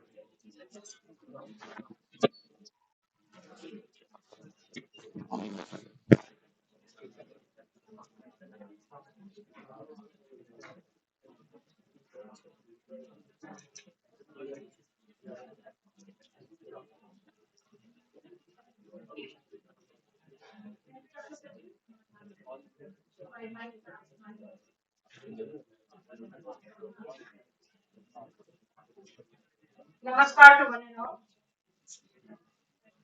Respected keynote speaker, Dr. Sopan, Rajapal Institute, Thailand, Dr. Arun Jain, Honorable Principal Dr. Rika Kanwar, Vice Principal and IQC Convener Mrs. Samita Sharma, dignitaries on the dais and off the dais, my dear colleagues, researchers and students, a very good evening to one and all. We have now come to the end of the conference, the international conference, Transforming Higher Education through AI and Technology for Sustainability Development. It's my privilege to read the summary report of this conference. The conference began with a warm wishes from Dr. Thanapon, Vice Chancellor, Rajabhat Institute, Thailand, who joined us online and reaffirmed the growing partnership between the two institutes.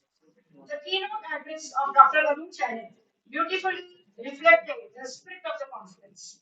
He spoke about the importance of the collaboration between people, institutions, and country. His message reminds us about the education not only creates the opportunity but also builds the lasting connections. Speaking on artificial intelligence, Dr. Jagat highlighted that AI has an immense potential and responsibility that come with its use. He encouraged the ethical use of AI and reminding us that the technology must always be guided by human values. This was followed by a panel discussion on transforming higher education through AI, opportunities, ethics, and sustainable future. The panel discussion took place in a hybrid way. The panelists saw well-known academicians, Dr. Nepal and Dr. Namatika from Thailand, and Dr. Jatin Shah, Dr. Rajendra Shishri, and Dr. Rajendra Patel from India. The panel explored the transformative impact of AI on higher education, highlighting its potential to enhance teaching, learning, assessment, and institutional collaboration. The panelists also stressed the value of the cross-border academic collaboration, and interdisciplinary innovation to ensure that AI contributes to the sustainable educational development.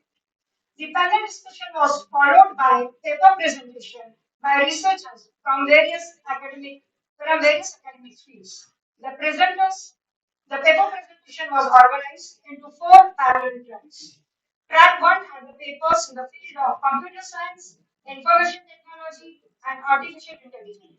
This session was chaired by Dr. L. Vijayalakshmi, Vice Principal and Head of the Department of AI and DSDA, Vivekananda Education Society's Institute of Technology.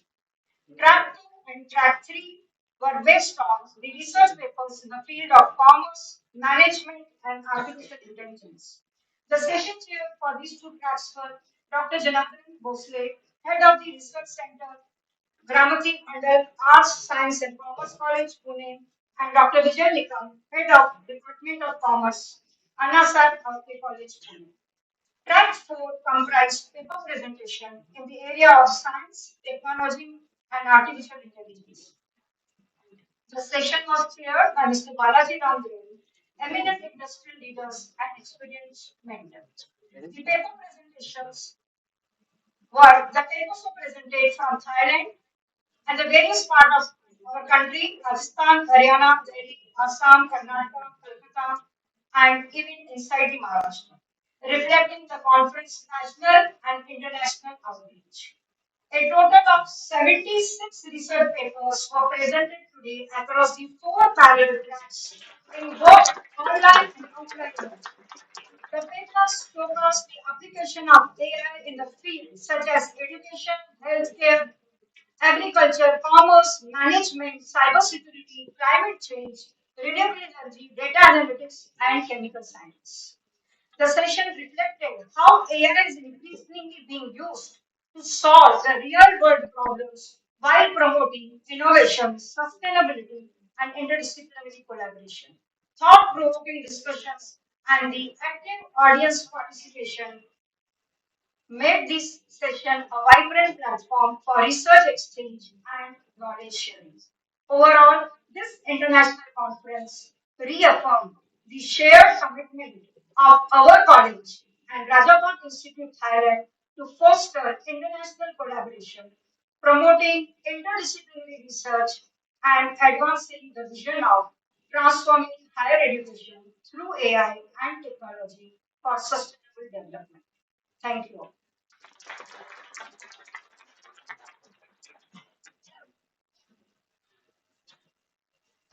Thank you, madam, for the brief report. As Henry Ford wisely said, coming together is a beginning. Keeping together is a progress, and working together is success. The conference has truly reflected the spirit of collaboration among academicians, researchers, institutions, and students from varied disciplines. To formally express our gratitude for all those who have contributed for the success of this conference, may I request Professor Dr. Varsha Ganatra Madam to propose the formal vote of thanks.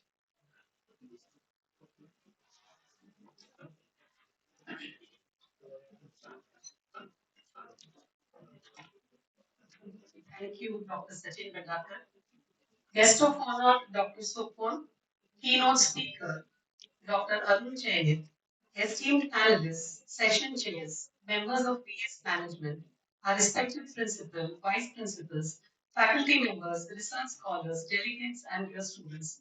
As we conclude the valedictory function of the International Conference on Transforming Higher Education through AI and Technology for Sustainable Development, hosted by our college today, it is my proud privilege to propose a formal vote of thanks. We express our sincere gratitude to the Almighty for the smooth conduct of today's conference. Our heartfelt thanks to our guest of honor, Vice Chancellor, Dr. Thanapol, Rajapark Institute, Thailand, for collaborating with our institution for the conduct of this international conference. I would like to express our deep gratitude to the keynote speaker, Dr. Arun Jain, for his inspiring and thought-provoking address, which set the tone for today's conference and enriched our understanding of how emerging technologies can reshape higher education. A special thanks to Dr. Sopon, the chief guest of the valedictory function of today's conference, for sharing his valuable perspective on Decode 6 of human longevity, where he mentioned that due consideration and importance should be given to human behavior or understanding of the human behavior in this world of AI, which was truly something which nobody must have thought of as we were discussing. We also extend our sincere appreciation to the eminent panelists for their enriching discussions, which have been an inspiration to academicians, researchers, policymakers, and students. We thank all the session chairs for their effective moderation of the research paper presentations. We thank the researchers and presenters for their valuable scholarly contributions. Every successful academic event stands on the foundation of guidance and support, and today we acknowledge that support with gratitude. We are deeply thankful to the VS management for their constant encouragement and support. We sincerely thank our respected principal, Dr. Nita Tandon ma'am, for a visionary leadership and guidance in organizing this academic endeavor. Special thanks to our vice principals, Professor Ritika Mukhijani madam and Ms. Shamita Sharma madam, for their encouragement, timely inputs, and administrative backing, which played a vital role in the smooth planning and successful execution of this conference. Heartfelt gratitude to the convener of the conference, Professor Ritika Mukhijani madam, and the organizing committee for the meticulous planning and the dedicated efforts, along with all the faculty members and supportive administrative staff, student volunteers who work tirelessly to ensure the smooth conduct of the conference. I'm not mentioning the name of each and every committees because I think Shavita madam has already mentioned in the earlier vote of thanks. Finally, I extend our gratitude to our sponsor, the government, to give us the PM Usha grant, which has been instrumental in the conduct of this event. We also thank the VS Alumni Association for their contribution towards the conduct of this conference. And as we leave today, may the discussions and ideas shared here ignite new initiatives and collaborations for a sustainable future. Let us take these learnings back to our classrooms, institutions, and communities so that we all can work together for a better tomorrow. Thank you all, and we look forward to your participation in our future endeavors. I call upon Dr. Sachin Bhandarkar for further.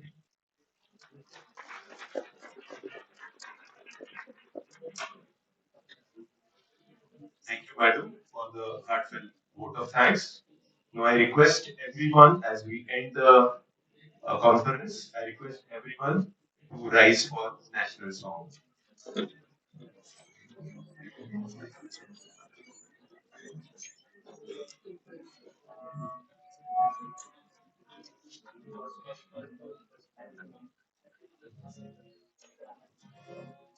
Hello, Vande Mataram, Vande Mataram, Sujata Sitaram, Jayasitaram, Sasya Shama Mataram, Vande Mataram, Shubha-jyotsa Tinakitayami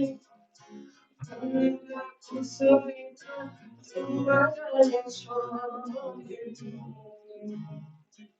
Suhasi Sumadhurabhashi Sudhakara Mataram Vande Mataram, Vande Mataram, Vande Mataram.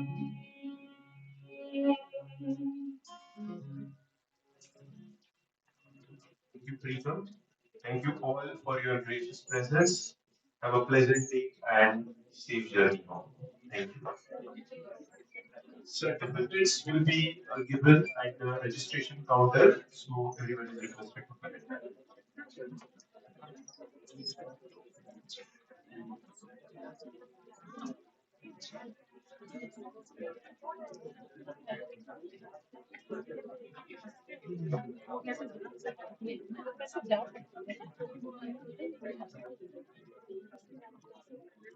Ma'am, down, please.